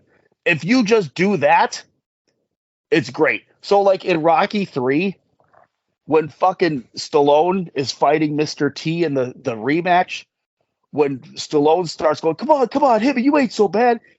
If he didn't do that, if he just stood there and let fucking Mr. T punch him in the face, you'd be like, hey, does he have fucking Parkinson's or something? What's he doing? Does he have MS or something? Right, Bill? So, you know what I mean? Hit me now. I think we can. But seriously, it's like, what? Come on. It would take you literally a second to just say, come on, hit me, something like that. Don't just stand there and wait. Come on, man. It's so Horrible.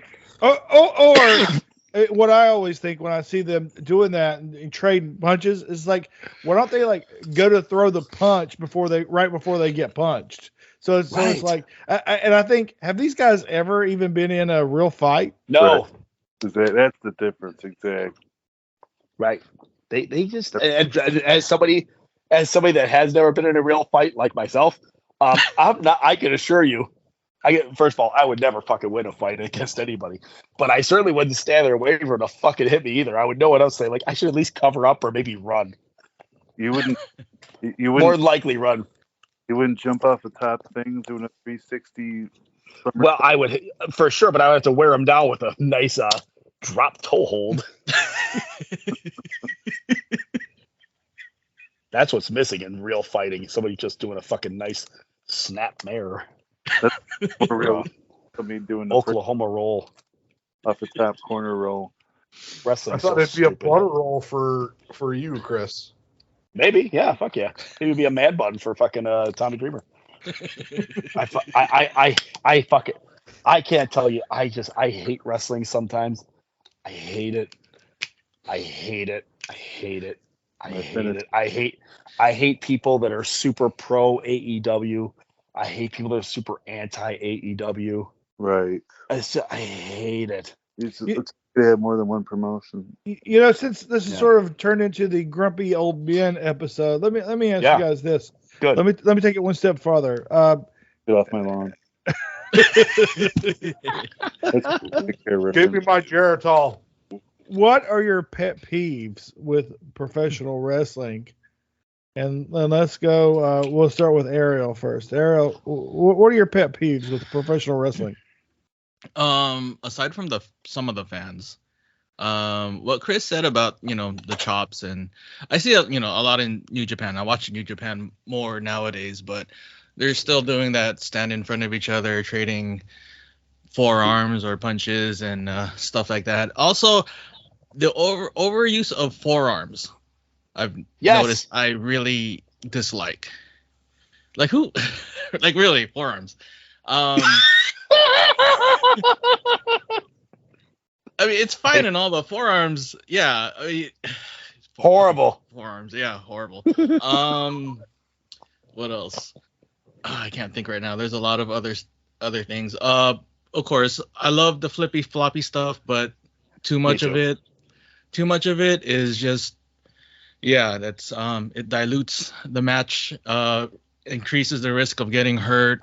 When we get older, we think about these things more often than when we were younger. Like the cruiserweight division in WCW, was awesome. Even though they did some flippy stuff, but nowadays it's like, oh my god, I hurt my back just watching Ricochet do some 720 360 thing in the air. Yeah. But yeah, too much of that I really dislike. Let's see what else. Storylines that don't go anywhere. Like there's no resolution to it, or they just suddenly drop it. Most recently, Brock Lesnar and Bobby Lashley. Like, what happened to that? Now it's just Lashley versus what's his name? Bray Wyatt. Bray Wyatt, yeah. Yeah, and Lesnar versus Omos. Like, I fucking don't get that. I don't get that. Like, I don't know. I hate when they just stop something in the middle of it and go into a different direction. That doesn't make sense to me, and I hate that, really. Truly. I get it. All right, Bill, your turn. What I don't like about wrestling? Yeah, your pet peeves in the wrestling world, you know. Boy,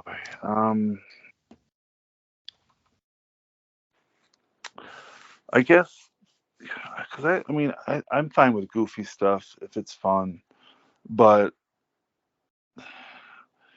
I think the wrestlers got to take a little more serious, which I don't know how to explain. Like, don't go back to the old days where the fucking lunatics are in the locker room beat the shit out of you to prove you it's real. You know what I mean? And all that stuff. Because you know what? It hurts. It does fucking hurt. You know, the whole idea is to learn how to not get hurt so bad that you can't do it again the next day. And the thing of it is, hey, I don't doubt it, but I get you don't want, it's like a magic act or whatever, and you don't want people to peek behind the curtain. But so have a happy medium where it's not a bunch of lunatics, gouging out your eyes to prove you that it's still real. But don't also have a bunch of these kids thinking it's all fun and games and ha-ha, jumping off trampolines. Let's have a happy medium, because then it makes it more believable, and I think the ratings would do better, because if it's presented as a more realistic product, I think it's more fun. And again, it can be goofy. There's nothing wrong with some goofy stuff here and there. I don't see why people have to be real curmudgeonly about it, but Right. So just, I guess as far as a pet peeve, I hate seeing it be so goofy that people, Chris can tell you, I mean, how many times you tell people you're a wrestling fan, they roll their eyes at you. You know what I mean? Mm-hmm. It's a lot different than anything else, except for, unless, I guess maybe you could say I'm a furry or something like that, and you might get a different, but, it would be nice to see wrestling get that reputation of a respectable, because it is a sport, it might be sports entertainment. Jesus, I can't believe I said that, but right, it's tough. It's not easy, and there's a reason all these people are dying. Yep, it's true. Yeah, my 14-year-old and I, we went and saw a show at a theater here, and it was Neil Berg's 114 Years of Broadway. And Andy is a bit of a perfectionist, and they really focus on the singing and making sure they sing the songs right. And they forget that if they're doing a musical, that they're also acting. And so we had a chance to see, there were like these 5 people who came out with Neil Berg and the band there, and they sang these songs from different Broadway musicals. And I said, watch these people when they sing the song.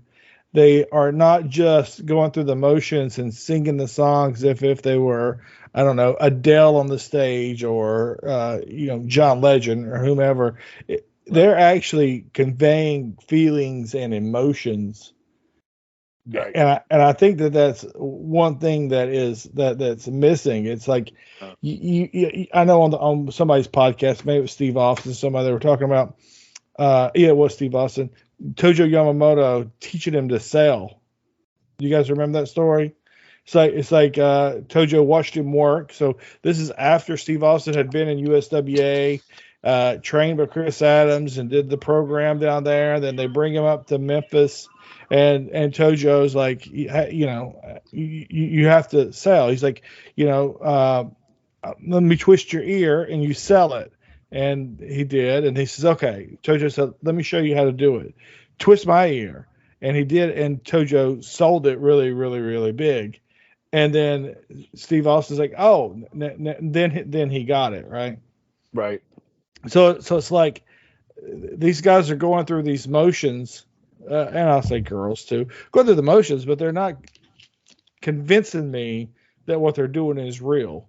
And it's like, if you go and you see a show, a musical or a play, you want to feel that what's happening on the stage, you want to feel the emotion that person's portraying. And it's the same in a wrestling match. You want to feel like it's actual a competition, even though in your head and back of your mind you go, yeah, everybody's going to be fine. But you want to be able to suspend that disbelief. But it's just gotten so crazy that you can't believe. You can't it takes somebody like Daniel Bryan who's stomping someone in the face in order for us to go, damn, right? He's really trying to kill this dude. So yeah, to your point, yeah, Bill, you're right. I get it. I get that. That's one thing that I see that drives me bonkers is, I'd like to see. I hate to say the word, but more acting. Matt, what do you got? What's the pet peeve? Modern fans, I will say that it probably ruins my enjoyment of wrestling the most. The chanting gets old because it's like I've stated in the past, we're jaded wrestling fans. We've heard and seen it all in the last 30, 35 years. Like, you've seen the ECW, you've seen the Nesty plunges, you've seen the fucking flaming tables, you've seen the ladder matches, you've heard the holy shit chant, which needs to go away forever. Okay, it was fine 25 years ago, but you don't need to go holy shit when a spot that, if you went back to the history of professional wrestling, you have seen it probably 3, 4, or 5 times. Mm-hmm. And it was done by people who, one, had been in the business a hell of a lot longer. 2, it was meant for shock value, as opposed to now it's just either a transition or a spot. And then it's and then there's a 2 count. And then false finishes, they overdo them in most matches. It used to be billed to really get you excited. If you look at Steamboat Flair, you look at Steamboat Savage, all those false finishes made sense within the context of the match. You look at a modern match today, you're just I could tell you, excuse me, I will say this about the Undertaker Shawn Michaels match at WrestleMania 25. I was there, and most matches, I could tell you everyone getting excited, but me, I'm in the crowd and I'm 1, 2. I'm 1, 2, and I know he's gonna get the shoulder up. I know he's gonna maybe get his foot on the rope, and then that match was the only match that shocked me. Because after spot after spot after spot, you knew what was coming. I'm nah, it ain't going to be the end. And people are losing their minds around you, and you're okay. That's the 5th false finish in the last 2 minutes. And then you get to the ones that really make an impact. It's it's just done as a way to either, okay, you've either destroyed this move or you've just made it so, I don't want to say phony, because then it's I really am old man yelling at a cloud. But it's just those are things that really bug me. I mean, the chanting is probably the worst. It's more European style, football and soccer chants, where it's let's go Cena sucks. That was the big one for a long time. And it's cool at first, but then it's so overdone because everyone does it. It's it used to be these places would do it because you knew that's what it was going to be, and it was expected in just that area. But now it's everywhere, so you really can't get away from it. So it kind of dilutes its purpose. So those are the things that just bug the shit out of me. Yeah. Yeah, I really hate the what chant, especially when it's a non-Steve Austin's promo, in a different company, and they yell what, in the middle of a promo, and that bugs the hell out of me. Yeah, well, it's 20 years too late. I love the what chant. I mean, short story. Well, at the time, not so much anymore. It's okay, whatever. I remember going to No Way Out 2002, and this was in Milwaukee, so this is when the NWO came back. Well, we eventually found that out, and I ended up coming down with a nasty, nasty fucking cold. And then the same weekend, I get rear-ended on fucking I-94 going to well, I wasn't going to the event. So my parents had this old 89 GMC van. They had bucket seats and had this 9-inch TV We were fucking styling at the time. And the back would fold out into a bed. So me and a few friends, we were going out there, and we were all sitting out there. It's probably like 34, 35 degrees, like, middle of February, your typical Midwestern fare. And you're in downtown Milwaukee where, it's about as exciting as, farting into the wind and smelling your own fart. And I'm just like, you know what? I'm going to get people excited. So I literally went up and down the line and just go, what? And I got everyone to like freaking do it. And it was really fun. And it was just like one of those things that, when it's like the thing, it's awesome. But then when it just totally jumps the shark, you're just like, just fucking stab me with a knife. Mm-hmm. Yeah.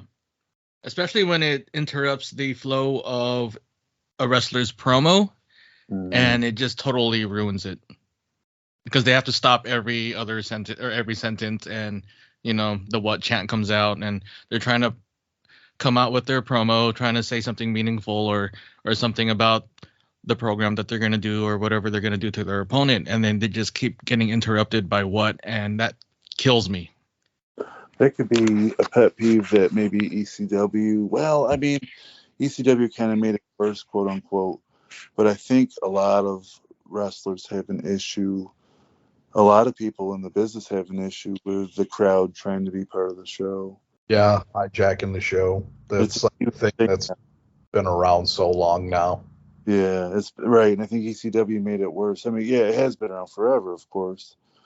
I mean, but now you have, it's everybody, like, especially at the AEW show I went to, everybody was trying to be part of the show. And I'm just as guilty because, I was trying to do a bit, shocker. But I mean, so everybody was shouting out stupid shit and stuff, but it's gotten kind of out of hand. So, I mean, how can you put on a show if the whole crowd's just trying to be part of the show, trying to do their own show? I don't know. It's hard to say. I know. If you I don't know, transcend it over to like Broadway or other sports, it's like it just doesn't work. Right. So therefore, we as wrestling fans, when we go to the show, we should shut up and clap and cheer and maybe woo the same as you would if it's Broadway or a play. And when I was with my kid, that's what I was thinking when we would cheer, because I like to be a little bit extra, and with clap a little louder,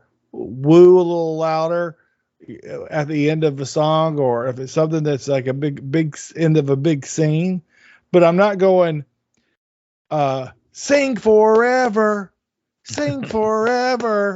I'm not saying, I'm not making up some stuff to get everybody chanting that would ruin the flow of the play.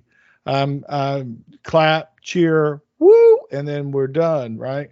That stuff has always been. But a couple of things that around wrestling fans that annoy me is when people refer to Tony Khan or Conrad as a money mark. That drives me nuts.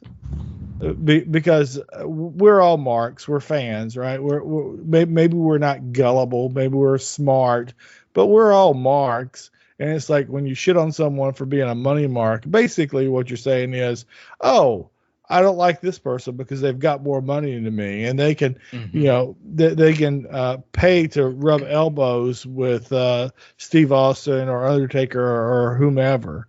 So it kills me when I see people trying to shit on Conrad or Tony Khan, saying that they're money marks, and then like another one is that when people shit on Tony Khan for hugging people, it's like and insinuating that the point of that is they're a mark. It's like big deal. I'm a hugger. I hug Barry and Jeff.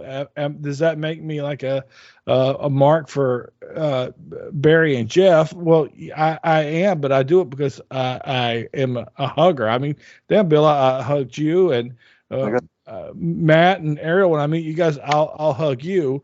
So I'll cuff your ass when you hug me, brother. Oh, you get me with a stunner and go what? Yeah, if I could, that'd be fucking great.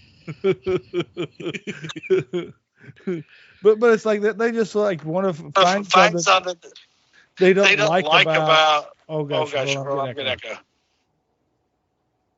Let me pull this up. They'll just find something they don't like about Tony Khan, and they are saying about him. Oh, well, he's a money mark, and he's hugging these guys, and whatever. Jacksonville, Dixie, I can't stand it. It's like let the guy be who he is, and if he's a hugger, let him hug. If that's what he wants to do, then let him do. Big freaking deal. He's a hugger.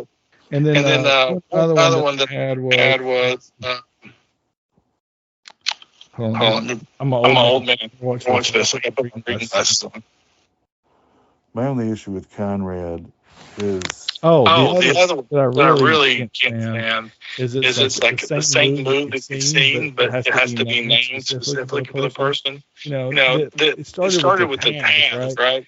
Taz, everything was a butterfly pass or a half Taz Tiger driver, Taz Black, whatever. But it's like we got a move that you've seen 1,000 times since the 70s, but they have to refinish their finishing move. That drives me bonkers. But what I really wish they would do is if they would go, hey, how about this person has worked really hard to perfect this move, and when they hit it, it's really devastating. But no one ever says that or conveys that this person has trained hard to make this hit you with it. It's the end of the match. That's my opinion. Pet peeves. Yeah, we got our old Conrad though. That's right. But so I think we're having some audio issues. So how about this big time that we wrap it up? Does anybody else know? I was just going to say the only issue I have with Conrad, of course I'm jealous he's rich. God bless him. But the fact is he's gotten way better now. That's the thing, you got to give him credit. He's put the effort in to learn. But when he first started with Bruce Pritchard, you could tell he didn't know anything about wrestling before like 1991. But now he's put that effort in the show. So that shows you, hey, you know what? He's put the work in to really get it. So anyway. That's why he's got the honor. Yeah, and that's just my opinion on him. I think he's great in that respect. So good for him. Chat me up, fellas. All right, guys. I think I'm going to call it. There's some audio issues here. It's like a bad echo. So thanks everybody for joining us. Sorry for having me here. But thank you all for joining. Thank you, and guys. everybody have a good night. Thanks. Bye.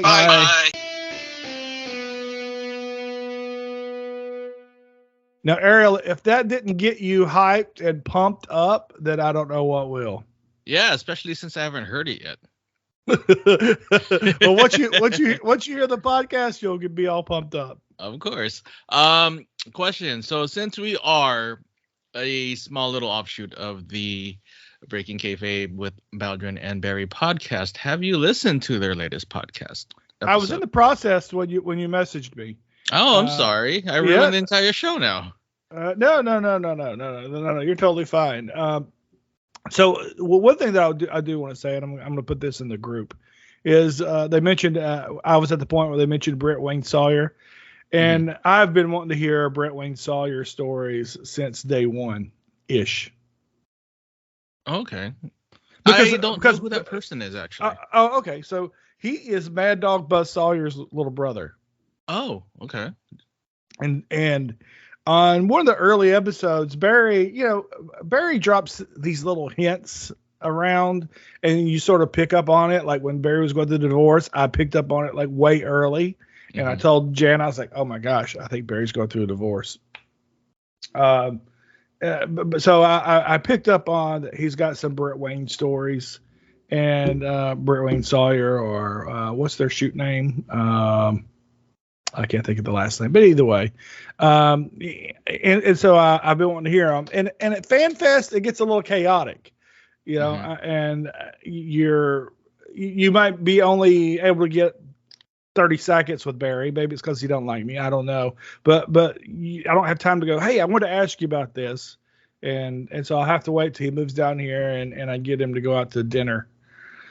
But yeah, so Brett Wayne, the little brother, and I remember he came into Georgia, I'm going to say 83, 84, maybe, and was a baby face. And I remember him being in other territories. I know he was up in Portland, and I think I remember him like in Texas, World Class or the USWA, one of those two down in Texas. So anyway, but Barry's got some stories of Brett Wayne, and Brett Wayne still lives here in the area. Oh, really? Okay. Yeah, because Boyan is their last name. I just remembered it. Yeah, so he still lives here in the area. I looked him up because that's what I do. So if I'm watching TV and I see a place that I think I recognize, or there's a actor on TV that I think I recognize and from something, I'll have to look them up to figure it out who it is. And so I looked him up and saw where he lives, and he still lives here in St. Pete. Is he still in the business of any capacity? I wouldn't think so. Okay. I wouldn't think so. But they mentioned him on this week's podcast because he went to one of those South Florida dinners that Jeff Baldwin used to go to. Mm-hmm. And it's a Baldwin threw a little bit of shade, just a little just bit. a little bit. I was like, I don't know who this person is, so I thought it was like one of their, their friends from back in the day that they used to, they sort of mention and they tease about here and there. So I didn't connect that it was Buzz Sawyer's brother or sibling or relative or something. Yep. His little brother, I do believe. I didn't even know he had a brother in the business. Yeah. Yep. So at first he started out as Brett Wayne, then he became Brett Wayne Sawyer. Okay. How long did he last in you said, I mean, the way that you've listed all these territories he's been in sounds like he's been around for a while, but I mean, that could have been the span of like 2 years. Yeah, but I don't think he wasn't in like around the WCW time. I don't recall him. I see. So he was born in 1960. That makes him 62. Mm-hmm. And it says here on his Wikipedia, he was trained by Ricky Steamboat and Mad Dog Buzz Sawyer, also known as Bruce. His name is Brett Woyan, Woyan. He was he adopted the name Hacksaw Brett Sawyer and formed a tag team with his brother. I don't recall that. So he debuted in 1976 at the age of 16. Wow. In the early 80s, he competed in Portland. And between 82 and 84, he was the Pacific Northwest champion 4 times and the NWA Pacific Northwest Tag Team Champion 5 times. 83 and 84, the Sawyers competed in Atlanta, Georgia for Georgia Championship Wrestling. They feuded with the Road Warriors, which is what I remember, and defeated them for the NWA National Tag Team Championship. Let's see if we can get to the end of his career here. Blah, blah, blah. Oh, he wrestled in 1989, wrestled for Championship Wrestling from Florida, where he teamed with Jim Backlund as the Playboys. Any relation to Bob Backlund? No. Jimmy Backlund is also known as Jimmy Del Rey. Oh my gosh, really? Yeah. Okay. All right. So no relation at all. In 1991, he wrestled 3 matches for World Championship Wrestling as Brett Wayne. He retired from wrestling in 1998, opened a pro wrestling school in St. Petersburg called Mad Dog's Palace School of Professional Wrestling. Cool. Apparently, his nephew, which was Mad Dog's son, Travis, also wrestled. Okay. So you said wrestled, so no longer wrestling or active. Yep. I see. Interesting. I learned something today. Cool. Yeah, Thank you. There we are. Thank you, Wikipedia, for that. For that probably inaccurate information. Well, it's as accurate as I think it is. So I see a match here with Travis Sawyer versus Luke Gallows. Really? Yeah, New Age Wrestling. Yeah. When was this? Well, the video was uploaded in 2013. Oh, okay. Let's see how bad this is. The footage is bad on its own. Okay. I mean, like really, really bad quality. Like taken with a handheld or a cell phone? I think it's a handheld, but it is grainy AF. It's got 16 minutes. It's 16 minutes long. Let's see if I can see this up. Man, I tell you one thing about wrestling that really irritates the hell out of me. Mm-hmm. Is when a wrestler comes around and walks around the ring and has zero charisma or personality. That drives me bonkers in wrestling. It's like, and you see it indies more than on TV, right?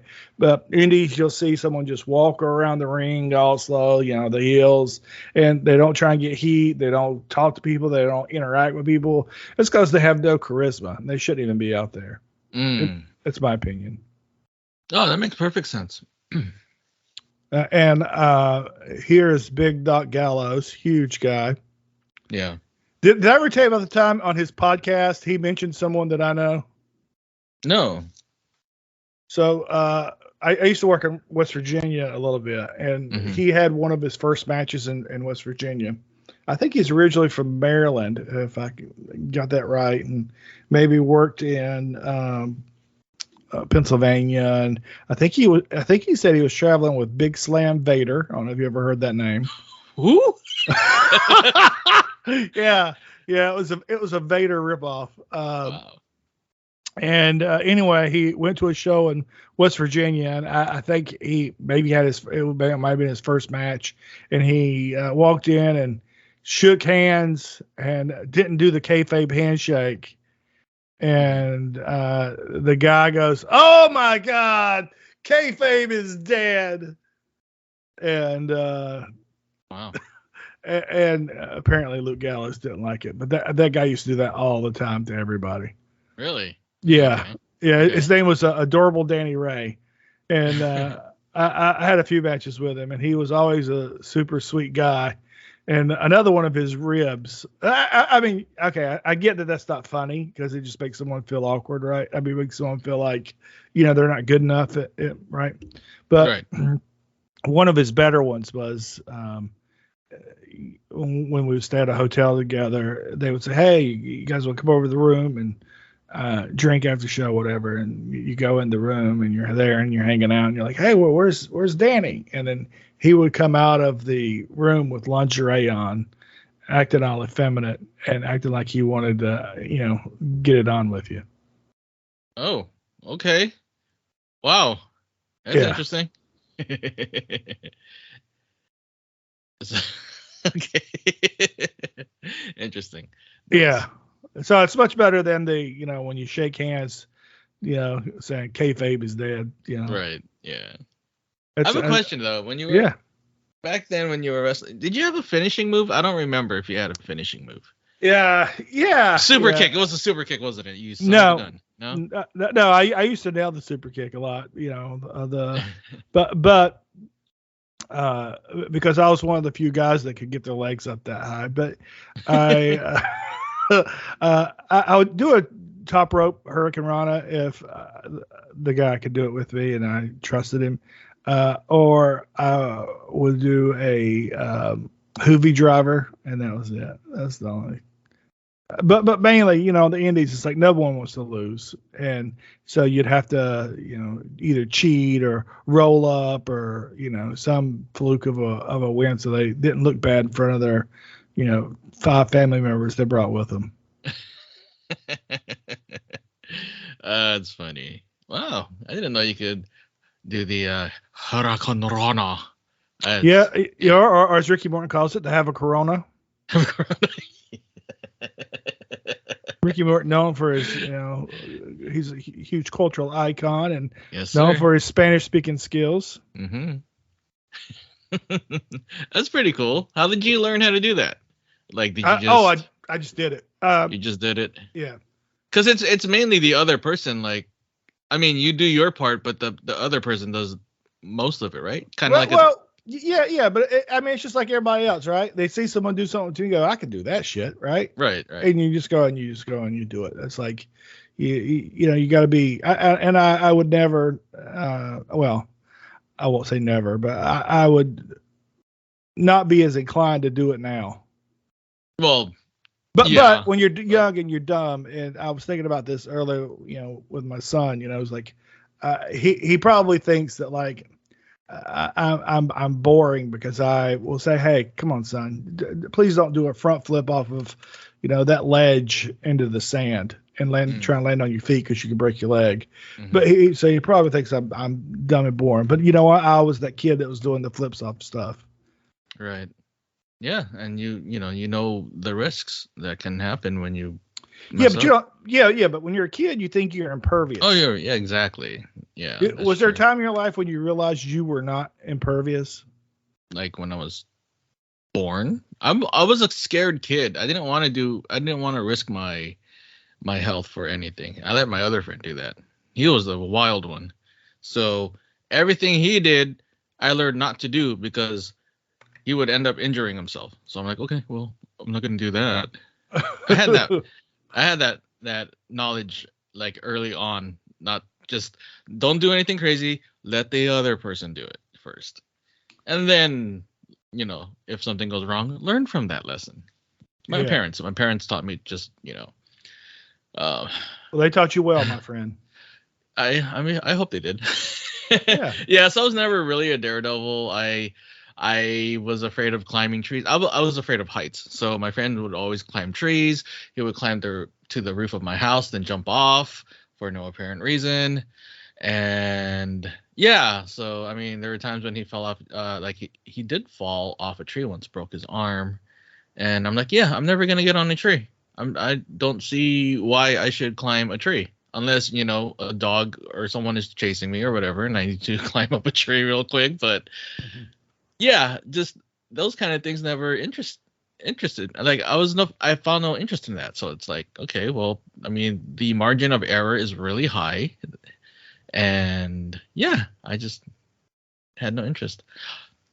Well, I can pinpoint the moment where I realized that. Of course you can. So I think I was 32. Oh, shoot, that late. Yeah. And my friend Michael Gillespie and I, we used to go out all the time downtown to the nightclubs and bars and whatever. And there used to be this rail that would come out from this building. So it was attached to a building, right? And it would come out from the building and onto the sidewalk. And the purpose of that rail was on one side of it were stairs. So it's sort of keep people from walking down the stairs. And and there was a door on one side of it. And also to keep people from walk up the stairs from being hit by the open door. Mm-hmm. And so I used to run and jump up on that railing, no hands, and balance myself and then jump off and land on my feet, right? Jeez. Okay. And so one night, the girl I was dating, Michael, his girlfriend, and two other couples all went out dancing and drinking, obviously. And I put on these new shoes, never worn them before, and they had sort of slick bottoms. So on the way to one more bar, I ran and I jumped, and my feet slipped out from underneath me. And I hit like my legs on the top of the bar. So I landed like one foot, but didn't get the other one. Mm-hmm. And then it slipped off. And then I tumbled down, landed on my face and my arm, and I broke my wrist. Ugh. And so I went to the next bar and was dancing and shaking hands with people and trying to act like nothing was wrong, and my damn wrist was broken. Okay. Was it your shaking hand wrist that was broken? Yes, oh, my right. Come on. My right. Yeah. Yes. And I'm Uh, shaking it and grimacing and, oh, how you doing? Good to see you. That's a macho man. I didn't mean to do a macho man, but that's how I went. It's the world's worst macho man. It is. Oh, yeah. My wrist is broken, brother. Now do Nikita Koloff. Shituatai! My wrist is wrong.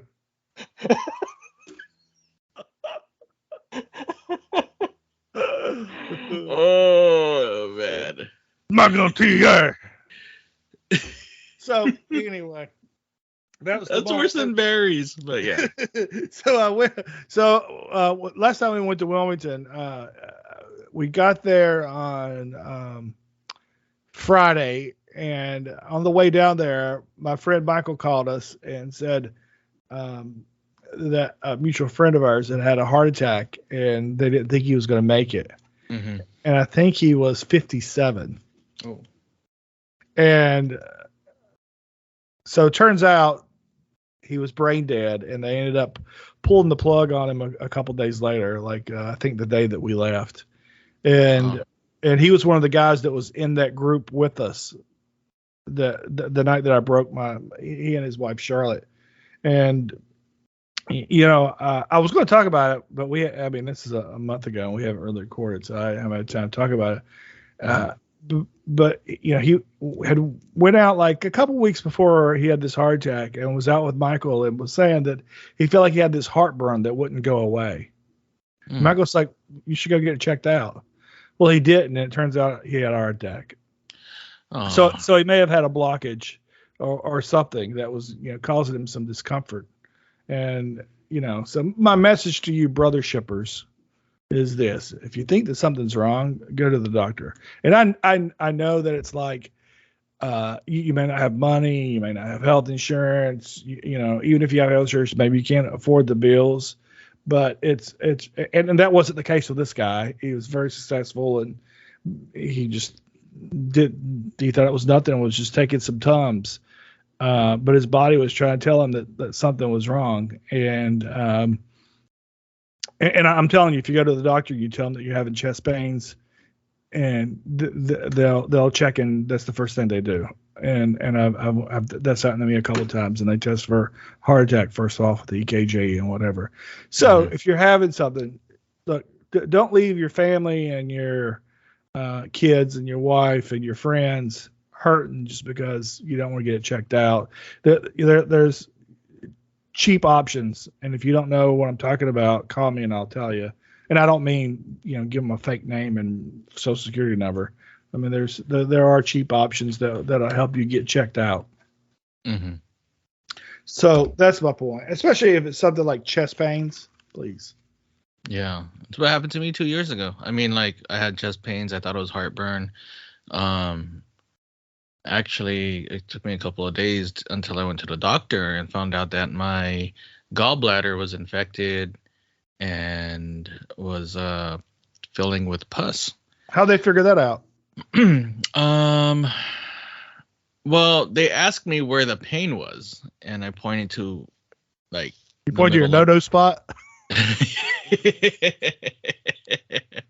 And depending and based on the spot I pointed to, which was like in the middle of my chest, right above my abdomen, they were like, oh, most likely your appendix is stupid. This is why I'm not in the medical industry. Your gallbladder is infected. So they sent me to the hospital to make sure. I got some x-rays, and they're like, yep, that's what it is. Because they're asking me specific questions, I guess, about a heart attack, like how does the pain feel? Is it, or any symptoms of a possible heart attack or some heart related issue. And I guess based on my answers, they kind of ruled that out and focused on gallbladder. And they were right. So it was very painful. I actually drove myself to the doctor, like, in a lot of pain. And I should have just gone right away when it happened. But Yeah, it's don't ignore any discomfort that you're feeling. That your body's trying to tell you something. Yeah, especially if it's in the torso. Yeah, exactly. So I mean, that's where your vital organs are. I mean, Right. your brain's in your head, in case no one knows. But you got your heart, your lungs, your pancreas, your gallbladder, your intestines, your liver, kidney, yeah, stomach, stuff like that. esophagus. You have this Yeah. big long tube that goes from your mouth all the way to your anus, That's true. plus other Is it- things, yeah, kidneys. Plus other things. Yeah, exactly. So please, if you're feeling any discomfort in those areas, in the torso area especially, please go get it checked out. It can save your life. Yeah. I think if my friend would have went, he would still be here. And, Oh, absolutely. And he was a great guy and a lot of fun. And he was always very cordial and with me, and very nice. And I always enjoyed going out to have dinners with him and drinks and super, super, super nice guy. He supported me in my real estate business when I first got it going. And he was a really cool guy. I came from Manhattan, and you would come down, and my friend Michael at that time was in commercial real estate. And this is probably 2000 and I'm going to call it 6 when I first met him. So we would go out, and Robert would come down by himself and looking for opportunities to invest in some commercial development. And he ended up buying a unit that was full of apartments, and he turned them into condos and sold some of them and managed the property, and was just starting to make money on it. Okay. He's got twins. He's got a girl and a boy. The girl's married, and I guess they're about 24, 25 now. Let's see. Both of them went to Stanford too. Yeah. Wow. But anyway, rest in peace, Robert Rosenberg. Great guy. Rest in peace. Man, another downer. Well, we said rest in peace. We didn't say, anything bad about the guy. No, I know, but still, he's not with us anymore. So Yeah. gone too soon too. It's not like he was, 98. I know. 57. I mean, seriously, 57. Yeah. That's gonna be me in like 15 years from now. I'd be around that age. So it's like that's me in 7. See, it'll go back quickly too. Oh man, it does, dude. It does. Crazy. Scary too. So, and my point of telling that whole story is while we were up there, Michael somehow found some pictures of back in the day. So I would keep all of my pictures on like one hard drive, and it was backed up through like the Kodak software that I had for the camera, the digital camera that I had. Oh wow. And so Michael and I would go out and take all these pictures. I mean, hundreds of pictures until the camera died or the battery died or the SD card filled up. And then we would share them with each other. And he still has access to some of those and sent me a picture of me balancing up on that rail. The one that was that the night you got injured? Not the night I got injured, okay. but it is the same rail. Same rail. Oh man. I see. Crazy. Good times. Yeah. I have a question. What was the Hoovy driver again? Was that the Michinoku driver? Yes.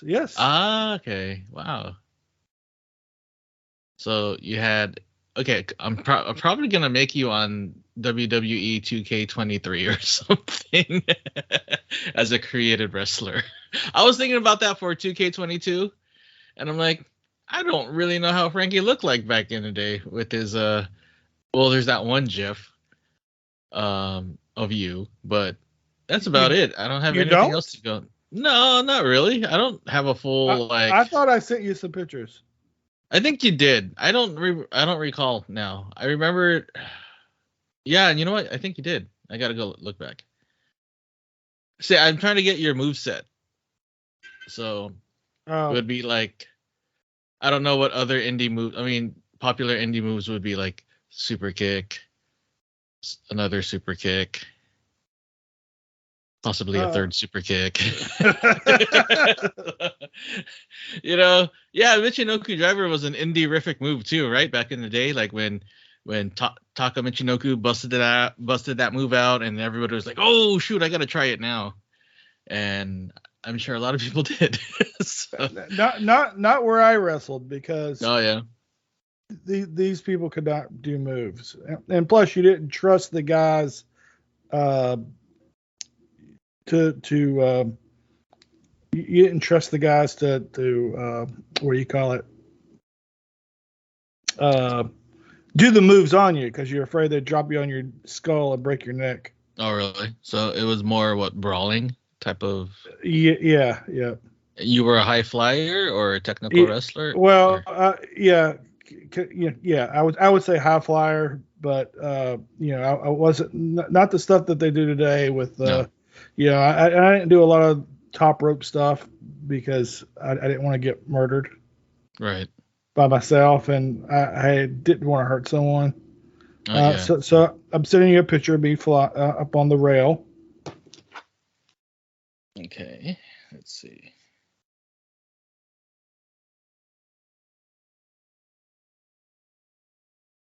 Oops. Let's check this out. Oh man. Wow. So you got a why were you doing that anyway? Just because? I'm stupid, dude. No, you're I mean, I could. I used to run and jump up on a chair and jump on the rope, on a rope. I used to run and bounce and do that all the time. Oh, and then do a moonsault, like a triple jump moonsault, like Sabu does. No, I would do a splash. Okay. I wouldn't do any flips. Okay, I'm probably gonna create your wrestler now on my PS4. Don't base my picture. I'll send you a picture here in just a second. Okay. Because I always see Chris Zaha's video game. What game is it that he plays?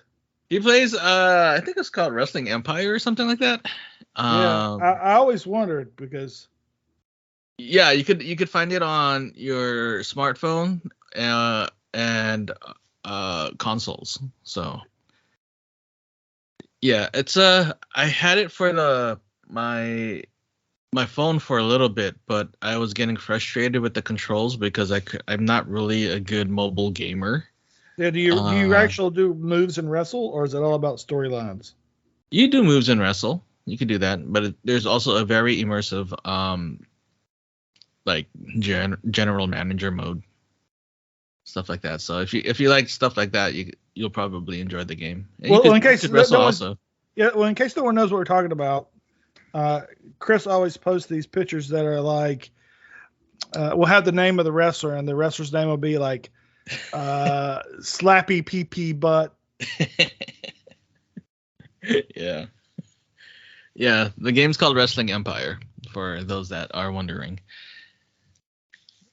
But yeah, so he also has the WWE games, and I've always wanted to create you as a wrestler there and probably do like a story mode as your character, but I don't know your moveset.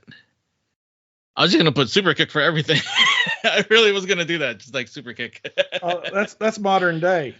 Yeah, that is actually. What was like indie moves back then? I can't remember. I wasn't really. It's funny. I found a piece of paper where I wrote down my moveset once. That's very valuable. But the thing is, like, you really couldn't do it all. You couldn't work it all in. But I would have the things I would do, like, I would have someone run in, follow me into the corner, and go over them. Have them go under me once, and then I'd have them do it again, and have then I catch them in the head scissors and come out of that. Oh my gosh! Yeah.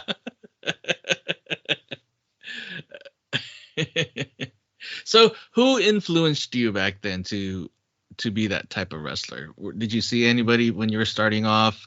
I mean, you've been watching wrestling, your entire life, but when you were starting, was there a wrestler during that time that you wanted to emulate, or kind of get some of your repertoire, as it were? Repertoire, yeah. I'm gonna send you this picture too. Let's see. Oh, this was on my phone. Let me look through my phone. Yeah, let me answer your question. And I'll send you some more pictures. Sure.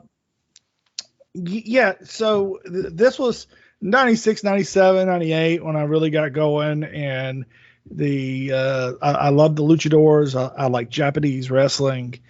But you have to realize, like, a lot of these guys would, anything more than the old regular old suplex would be too much for them. Right. So Dean Malenko, Eddie Guerrero, the other guy that shall not be mentioned, Dynamite Kid, Tiger Mask, but only to the extent of trying to work as quick as possible and to do some high flying stuff. A lot of like Mexican wrestling. I used to love to watch just a regular lucha libre. So there were a couple of spots that Michael Bacchicchio and I would do that we saw on the Mexican wrestling, the lucha libre. I see. But those would be things I could only do with Michael because he would get it. Mm-hmm. Like one of the spots. I mean, this is so simple, but one of the spots would be like I would shoot him in and bend over. He would jump over me, and then I'd bend over the other way and give him a back body drop. And then he'd turn it around on me and go and bend over, and I would stop and slap him on his back. Mm-hmm. So, like he's trying to give me a back body drop. Yeah. And I was too smart for it, and I'd slap on his back. And, of course, that slap, would just sound amazing. Amazing. Yeah. And then what? How would you follow up that slap? What would you probably a chop and get him to bump and then go right back to like the headlock or something, like, oh wow, that would be like a little hope spot there in the middle. Yeah. or do it when I'm trying to shine at the beginning. Would probably be more like it. Had you ever thought about slapping his back then putting him into a power bomb or pile driver position? No, Firebreaker Chip one time told me about hope spots. It told me like sort of how a match should go. The baby face comes out at the beginning, does the big moves, then they start getting, to show that they can out wrestle the other guy, right? Then the other guy cheats, and then they get heat on them. And then in the middle of the match, it's the baby face is trying to come back, right? And so you think that the baby face is going to come back, so you get the crowd to go up because they're fighting with you, and then you get cut back off. The wreck of the eyes or whatever. So in that instance, I would do a spot, give it may be like at the beginning, right, where I've keep getting him in a headlock or whatever, and then I would take it back over. But if I was doing it like as a hope spot, I might slap him on the back and then maybe running the ropes for a clothesline and then have him clothesline me, and then he'd be able to get the heat back. Wow. So I was a big believer in, because it worked for me. The babyface gets the shine at the beginning, and the middle, the heel gets the heat. Is the cocky, talks crap to the crowd, and then you just give the babyface a couple little hope spots where they take the heel off the feet, but then the heel comes right back, cuts them off, and then you start getting a lot of heat, and then you do the go home. Wow, makes sense. And do you recommend that for every match, or? Oh no. Yeah, because I was like, I mean, it depends on what you're trying to do. You may be trying to tell a story that does not involve the babyface getting a lot of heat put on them. I mean, it may be something completely different. Yeah. Plus, the fact that you got ring psychology from Firebreaker Chip is pretty phenomenal. Yeah, you're right. You're right. I mean that in a very sincere way, because he is a professional wrestler. He has been on TV, so that's very valuable information from. Yeah, we could rag on him all we want because he's Firebreaker Chip, but to you, he is a veteran of WCW from the WCW Special Forces, might I add. Yeah. And and him imparting that wisdom to you is very, it's a precious thing. And yeah, it really did. There's people that'll throw shade. And I don't think that, let me say this. People who have never been in the business will throw shade at, I don't know, somebody like him who wasn't a main eventer and maybe wasn't the best, but the guy had $1 million body. And right. I guarantee you that the guys who are throwing shade have never and will never look like that guy. And he was a legitimate wrestler. And you know who his coach was? Who? Mr. Wrestling, Tim Wood. Oh, see, there you go. Coached him in high school. Wow. See, that's legit right there.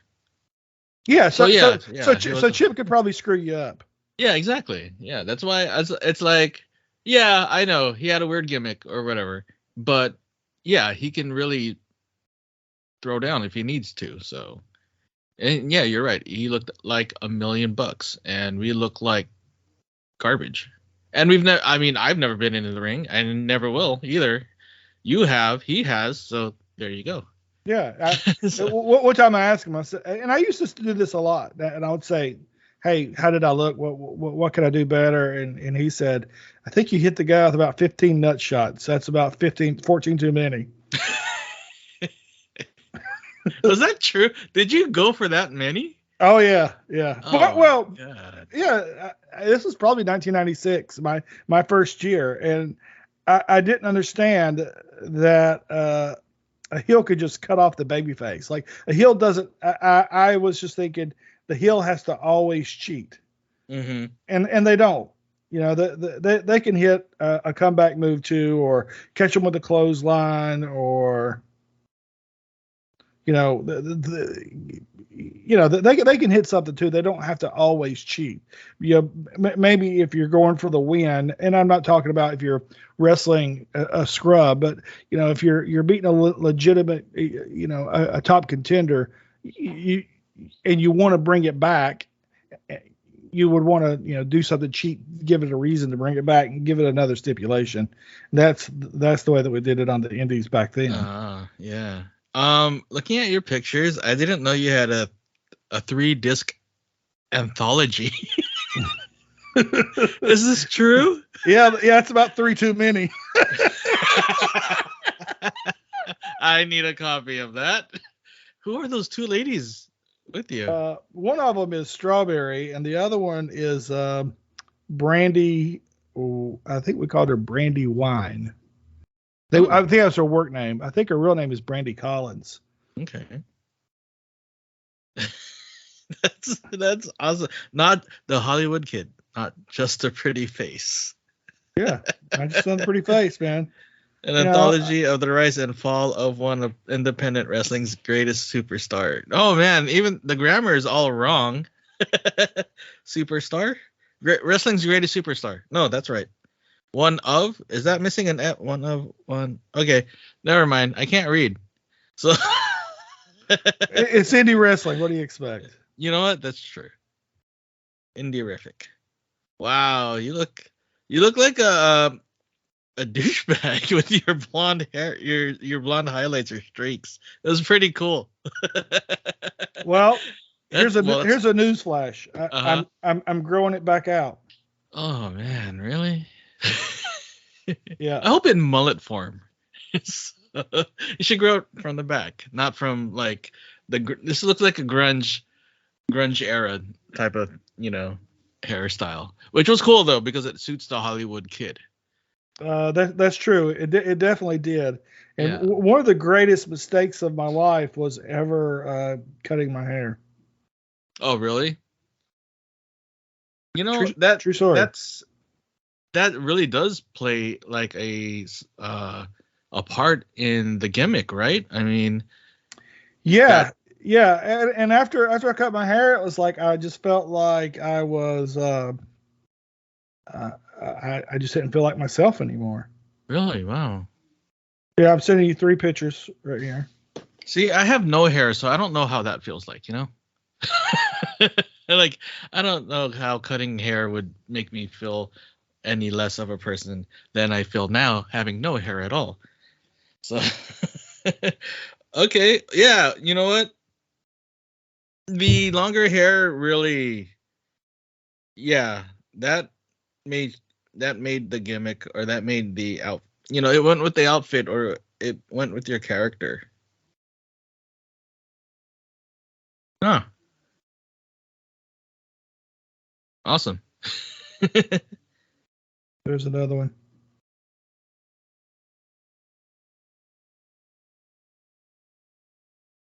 Let's see.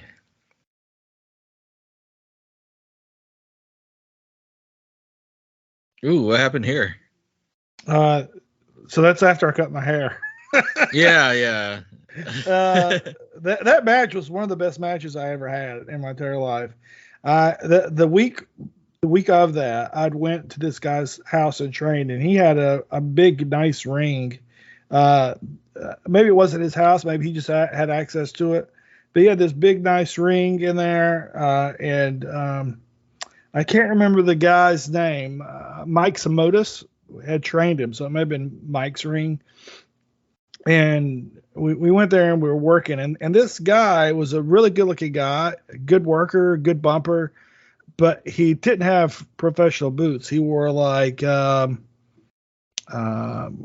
Timberlands. Wow. And he went to do you remember the move that Booker T used to do? Like someone would follow him in the corner and he would go up and twist in the air and then do a roll up on the guy. Yes. Well, he went to do that and didn't get up high enough and kicked me in the face. Oh, come on.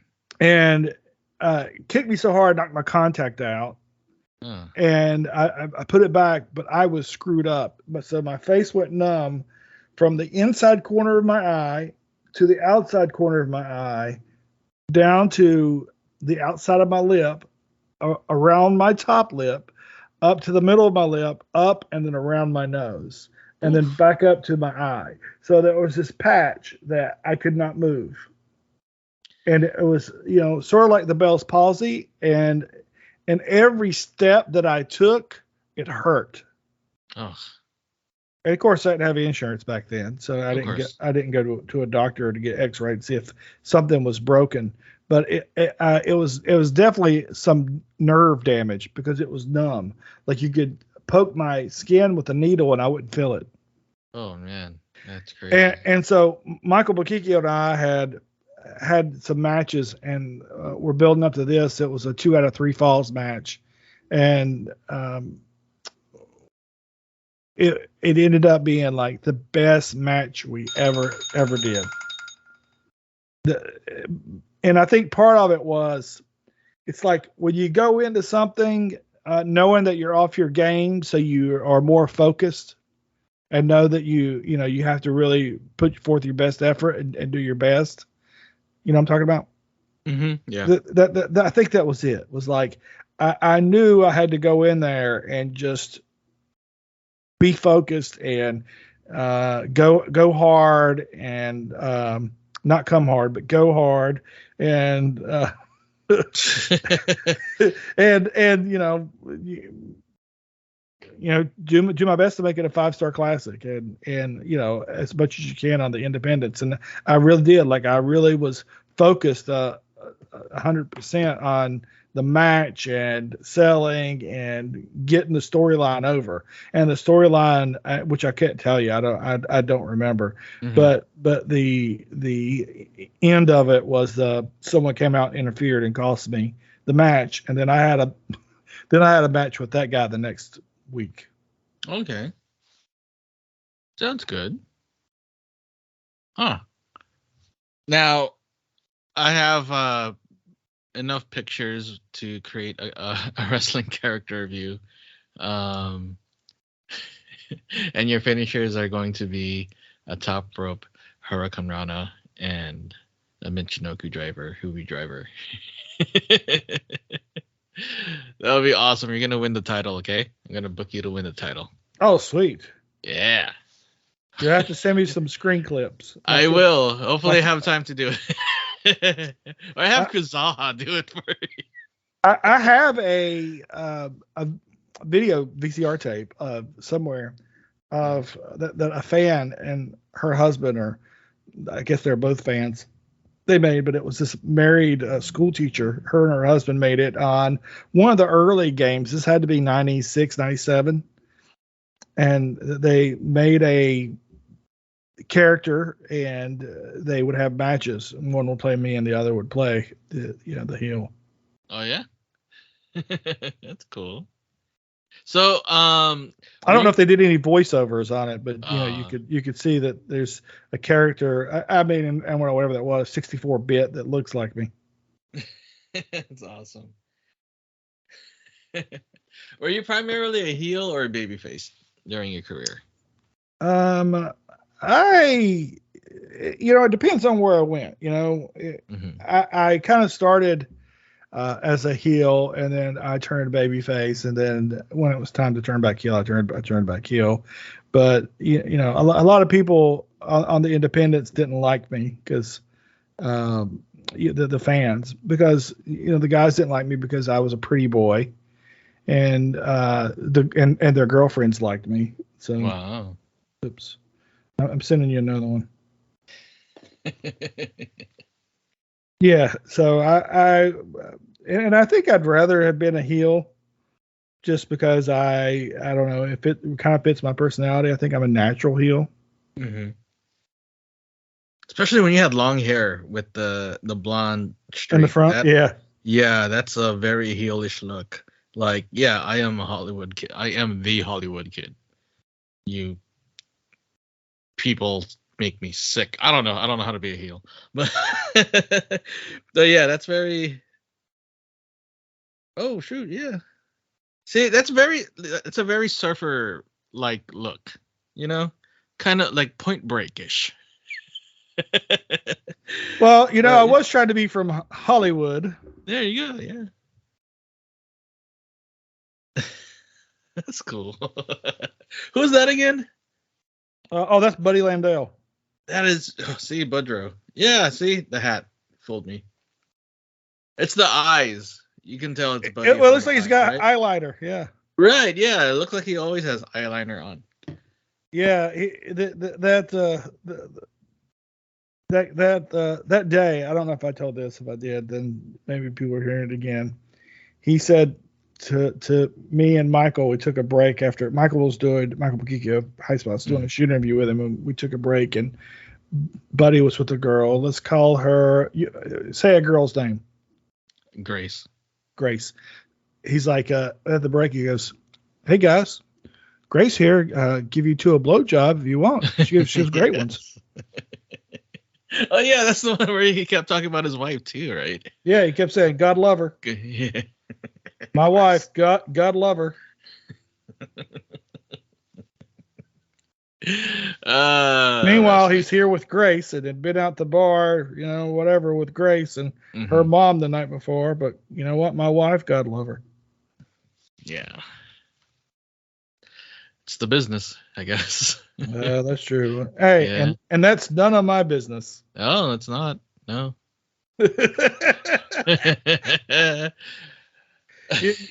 When Ricky Morton, him and Robert Gibson came to the Fan Fest, there were some girls that were there that looked remarkably a lot like Grace. Really? Same age? Well, younger, older. Well, I mean, so that picture was taken, I want to say 98, 99. Mm-hmm. So yeah, she seemed older, but I didn't make any conversations with him, but I'm telling you, I think that they could have been her, and they came from North Carolina. I did hear them say that. Wow. Man, I have got to go through the pictures on my phone and get rid of some of this stuff. I mean, do you ever go through your pictures on your phone? Oh, wait, that's another topic. That's a topic for another day. Yes, it is. I mean, I've got pictures of like, I don't know, zits that I sent. yeah, I did not. Yeah, I don't do that that. I just need to remove here. Pretty crazy. I still want that here's 3 discountology of your Hollywood kidness. Look, here's a picture that's on my phone. Let me check it out. All right. Oh, See, that's on my man. phone. I'm in May 5th, 2022. I'm a year ago.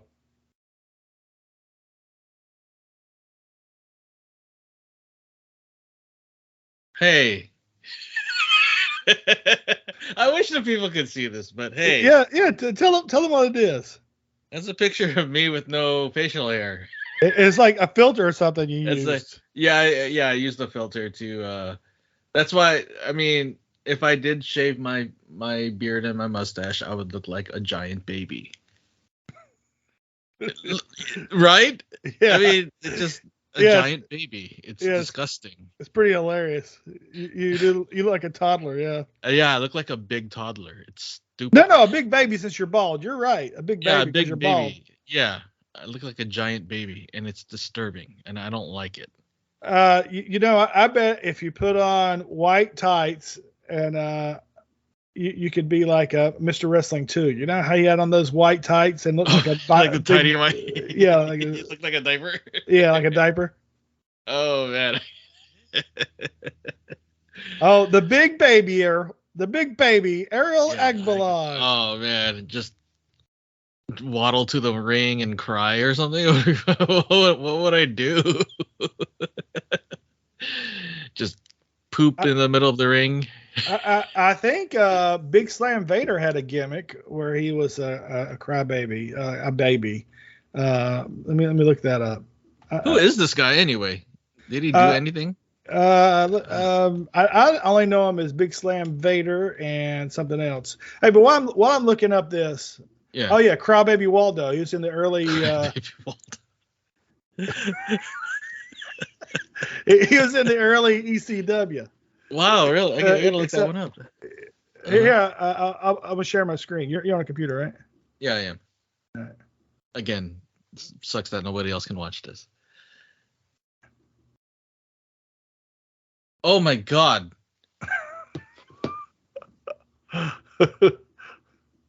Yeah, you know what? That looks like me if I just had like a gigantic soul patch. Or something. Oh my gosh. Oh look, here he is. This Big Slam. Oh, dang, yeah. Wow, talk about great value wrestler. Oh, he passed away? I'm sorry. Yeah. Hey, you know what, man? We're all going to. Yeah, well.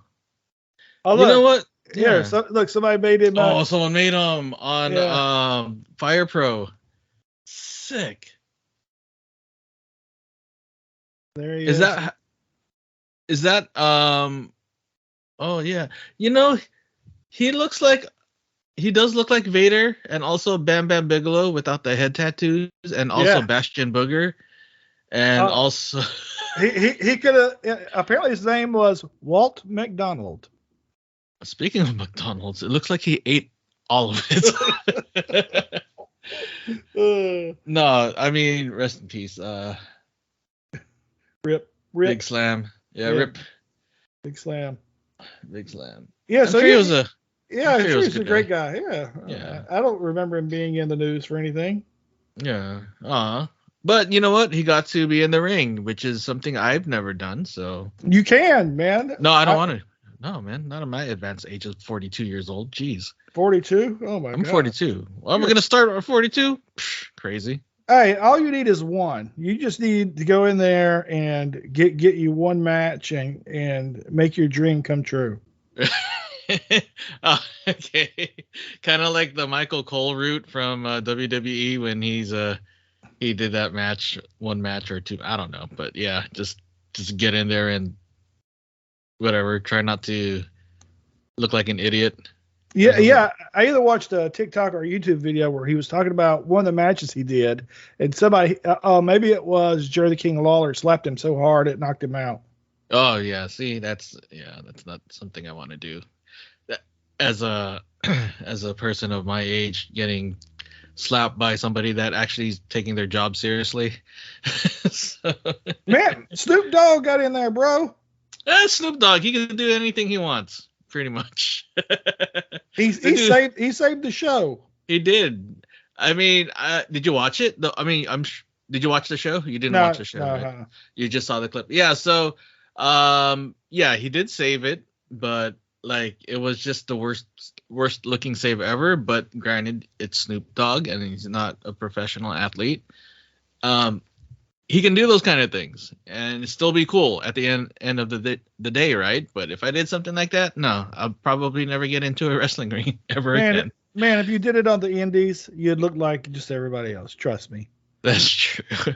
I could tell you some stories. But you won't. Wow. That's cool. You got to protect the innocent and the guilty. That's true. Yeah, I will tell you that there's this one kid, and Okay.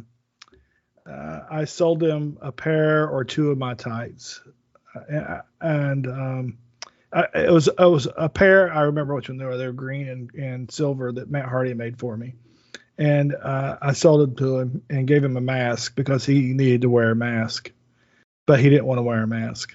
You feel me? Okay. But it was, hey, you should really wear this mask.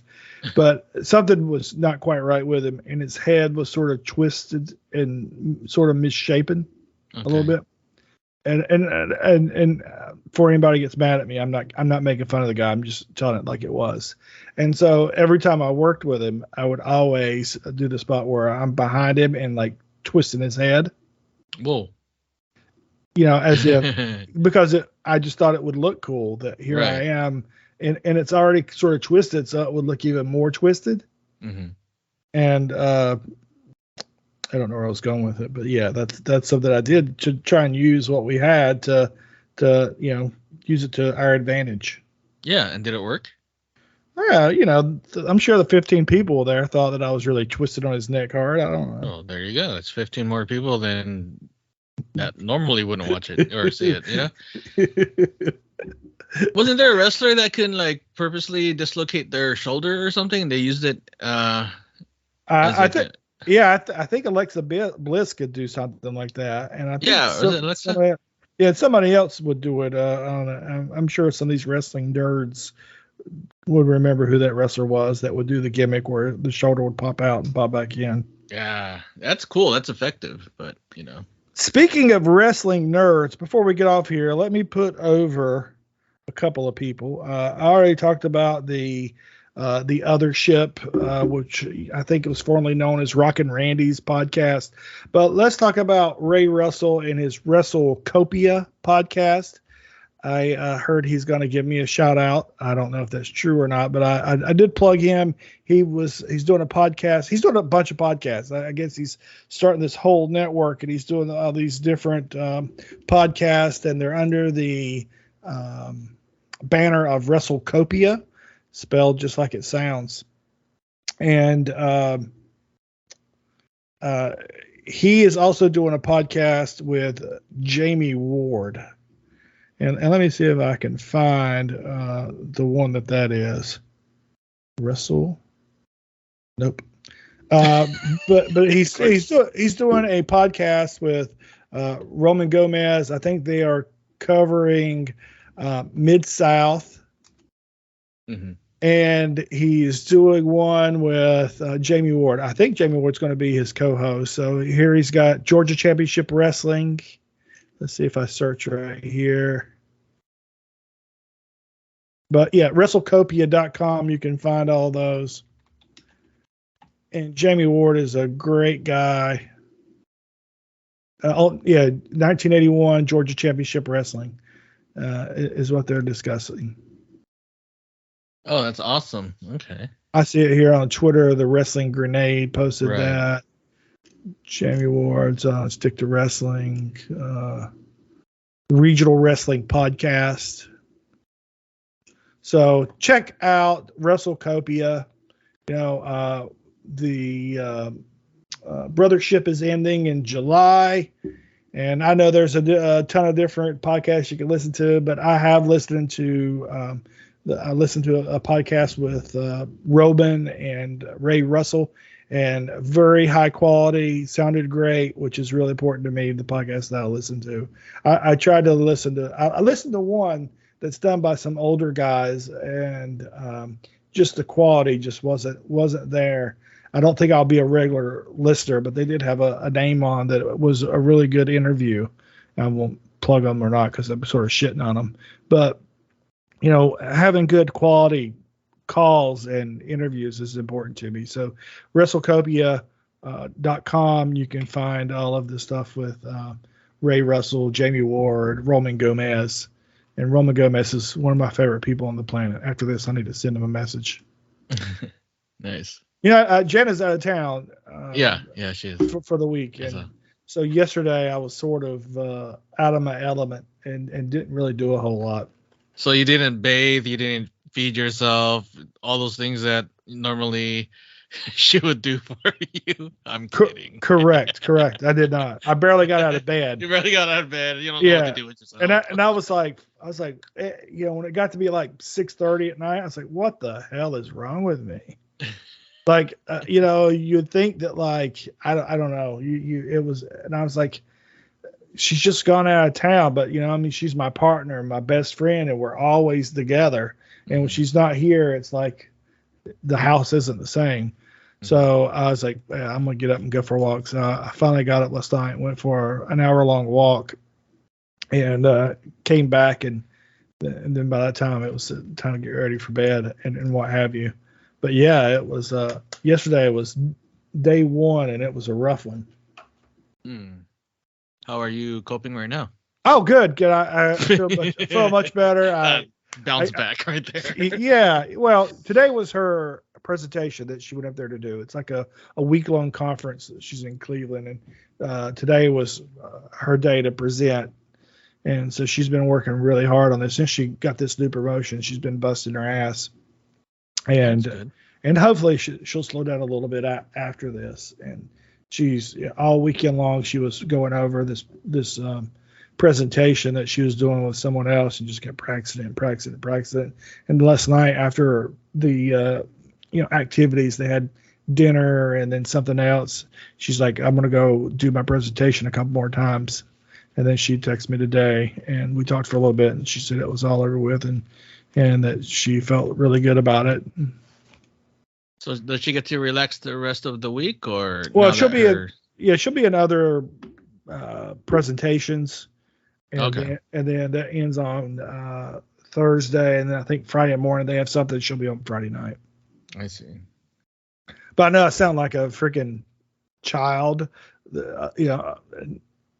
being all depressed because my wife's not here, but I mean, I just love her, and we've been together pretty much all day since early 2020, because she works from home now. So now that she's gonna be gone a week, I'm like, what the hell?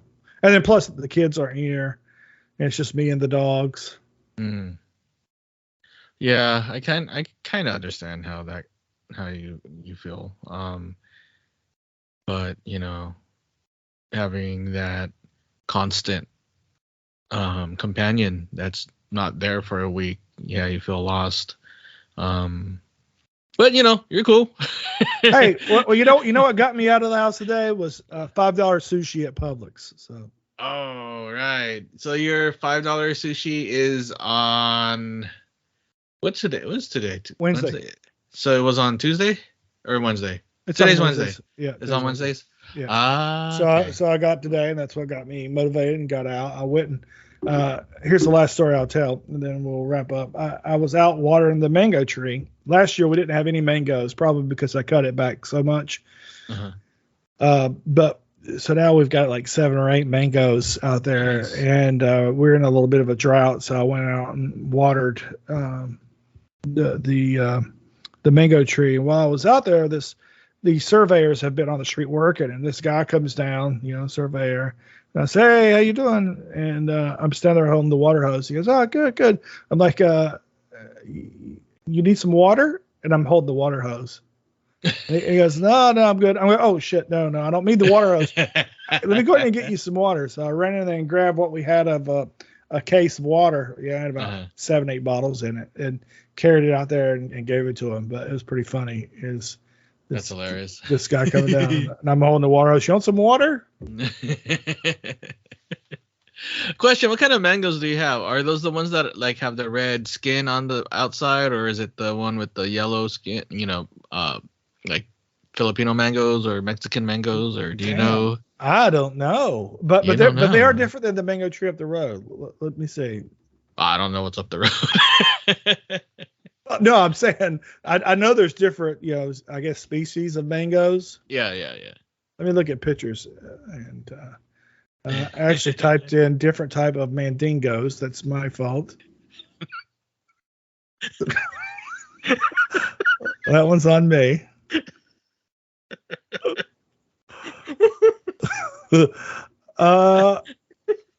They sort of look like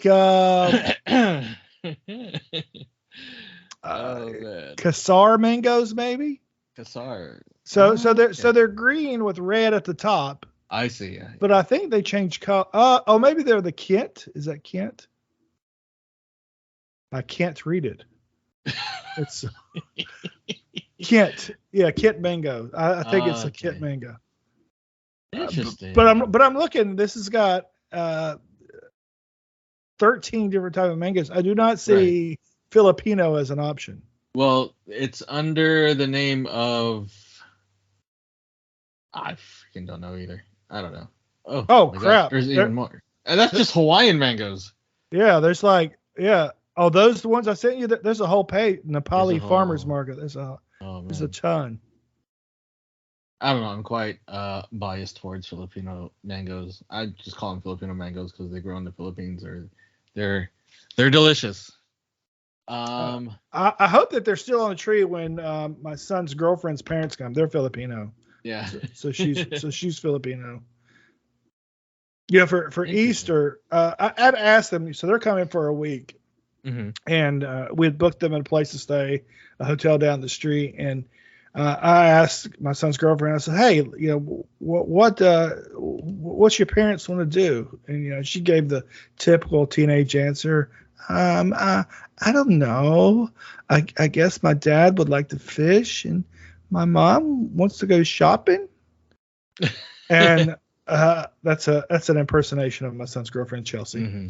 And Chelsea, don't get mad if you hear that. All of my impersonations are horrible. Yeah. And so we at Easter, the kids came over. They were with their dad. They came over here, and we did an Easter egg hunt, and we included my son's girlfriend, Chelsea, with us. And her parents jumped in. And Jana, so creative and resourceful.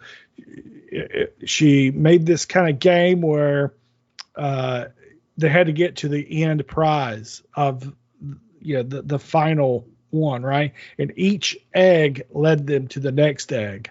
It would say, you open up the egg and there'd be a piece of paper that would say, the next egg is where you put your dirty clothes, and it would be in a dirty clothes basket, right? And so we would alternate and let each of the kids have a turn at it. And so while we were there FaceTiming with them, I said, hey, so what do y'all want to do when you get down? And the dad goes, I want to go fishing. The mom was like, yeah, and while he's fishing, I want to go shopping. Wow. I was like, damn, Chelsea nailed it. I thought she was like half-assing it, but it turns out, she was spot on. Yeah, exactly. Can you scroll up a little bit? I thought. I forgot. I forgot I was sharing here with you. Yeah, you are. Good thing. Scroll down a little. Uh-huh. I think I saw some Filipino mangoes. Scroll down a little bit more. Yeah. Let me see. Philippine kinds of mango. Look at that. Well, you could do that, yeah. So yeah, those Filipino mangoes kind of look that uniform color. Of yellow? Of yellowish, orangish, yeah. So those are really sweet. And look at this. Carabao. Yeah, Carabao. That's the common one, the yellow skin one. Yeah, and because it's the Philippines, they have one named Julie. Of course.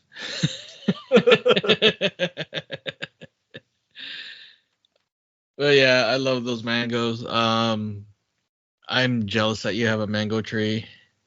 Well, I wish it were a lime tree, but my Janice ex-husband planted it right before they got the divorce. I see. And Jana's allergic. So Jana didn't know she was allergic. So right before I moved here, we were dating, Jana went out there, got a mango, brought it in, washed it, and cut it, and then had a allergic reaction. Aw. So she went down to the CVS, and her throat was closing. Oh, and, no. And she's known she's allergic to avocado. She did not know she was allergic to mango. So she went down to the CVS, and they called her an ambulance. Oh, man. Aren't they in the same family? That's No. They're not? And it turns out what it is that she's not actually allergic to it. It's that the proteins in the mangoes is similar to like a protein in like pine, and so she's allergic to the pine pollen. Oh, wow. So yeah, we went to a specialist, and he said it's called oral allergy syndrome, and it's like so you won't actually have the allergic reaction. It will feel like you're having the allergic reaction. I mean, it's the same thing, right? But you actually aren't allergic. It's just that it's the same as if you, I don't know, ate a whole bunch of pine pollen or a bunch of grass pollen. It's because the proteins are so similar. I see. You know the tree? I have a lemon tree at home in the backyard, but I really want a calamansi tree, which is a little small citrus native to the Philippines. Yeah, and it's a small.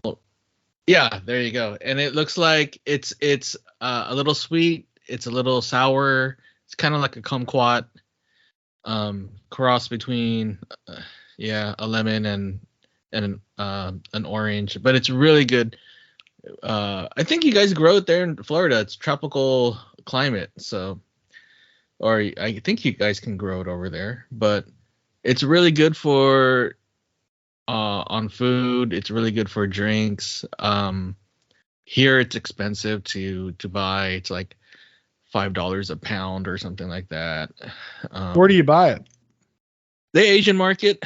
So there's like a Filipino market. There's one nearby, so they have it there. I guess they import it from like Hawaii or something, or get it from a different place. That's why it's priced so high. Other than that, it's like it pisses me off because it's such a common fruit in like tropical places that it's pretty much free. So why do I have to pay like X amount of dollars like up there for this kind of fruit? And but we don't have any more room to put another tree or another plant.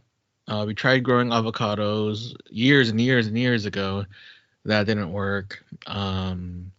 We do have a small orange. I mean, yeah, we do have an orange tree and we do have a lemon tree. But I really like a calamansi tree, or mangoes would be nice too. So, yeah, it's you can get them on Amazon. I know, yeah.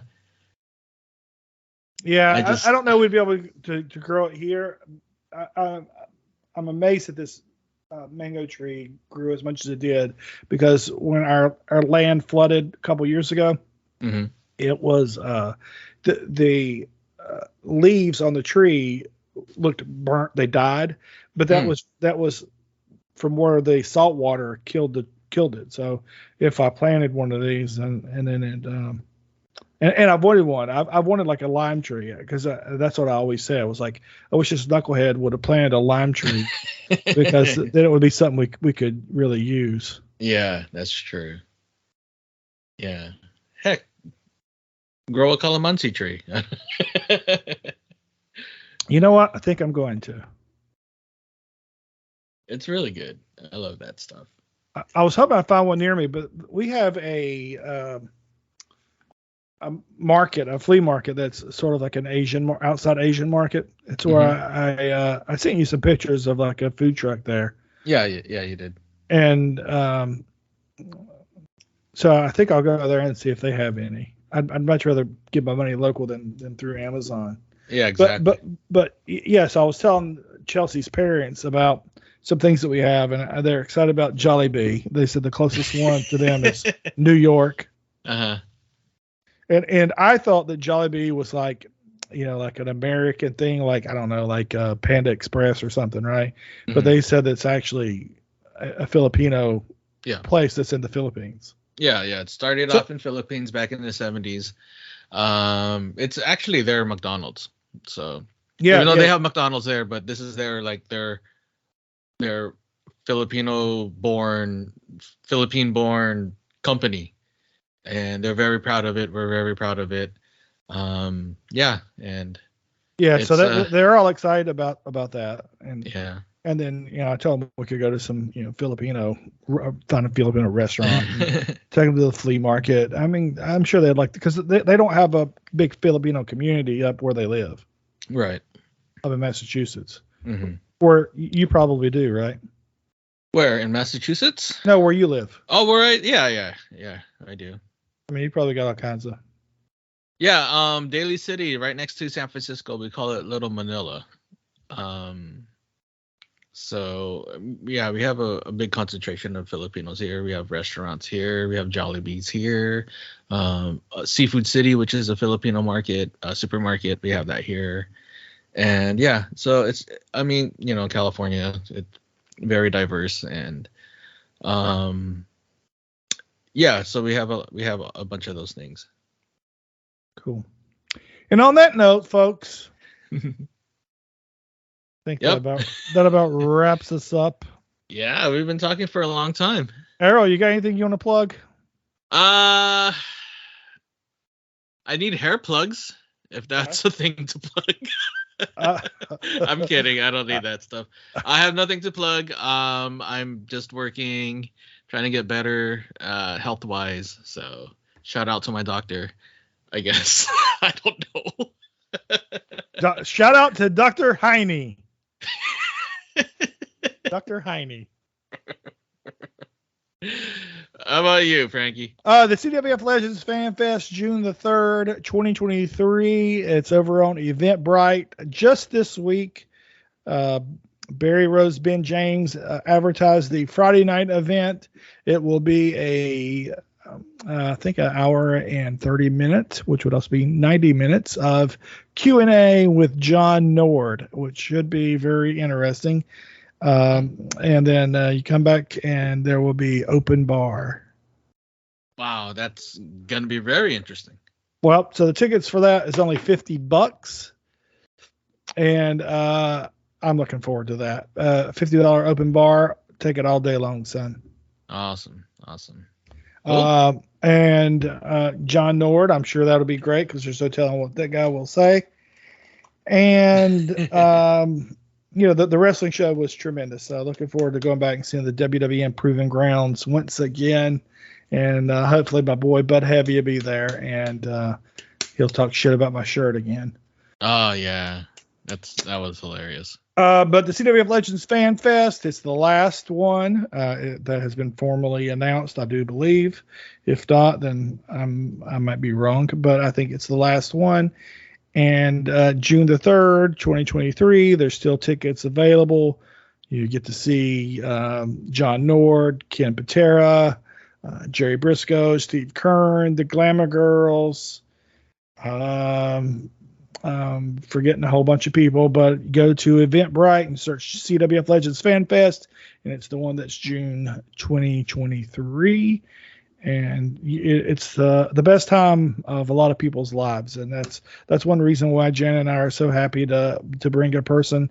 And this year we're bringing two. I mean, this one we're bringing two people. So it is a great event, and we're so happy that so many people are coming. And I can't wait for the event to happen where you, Errol Agbalog, will be there live and in living color.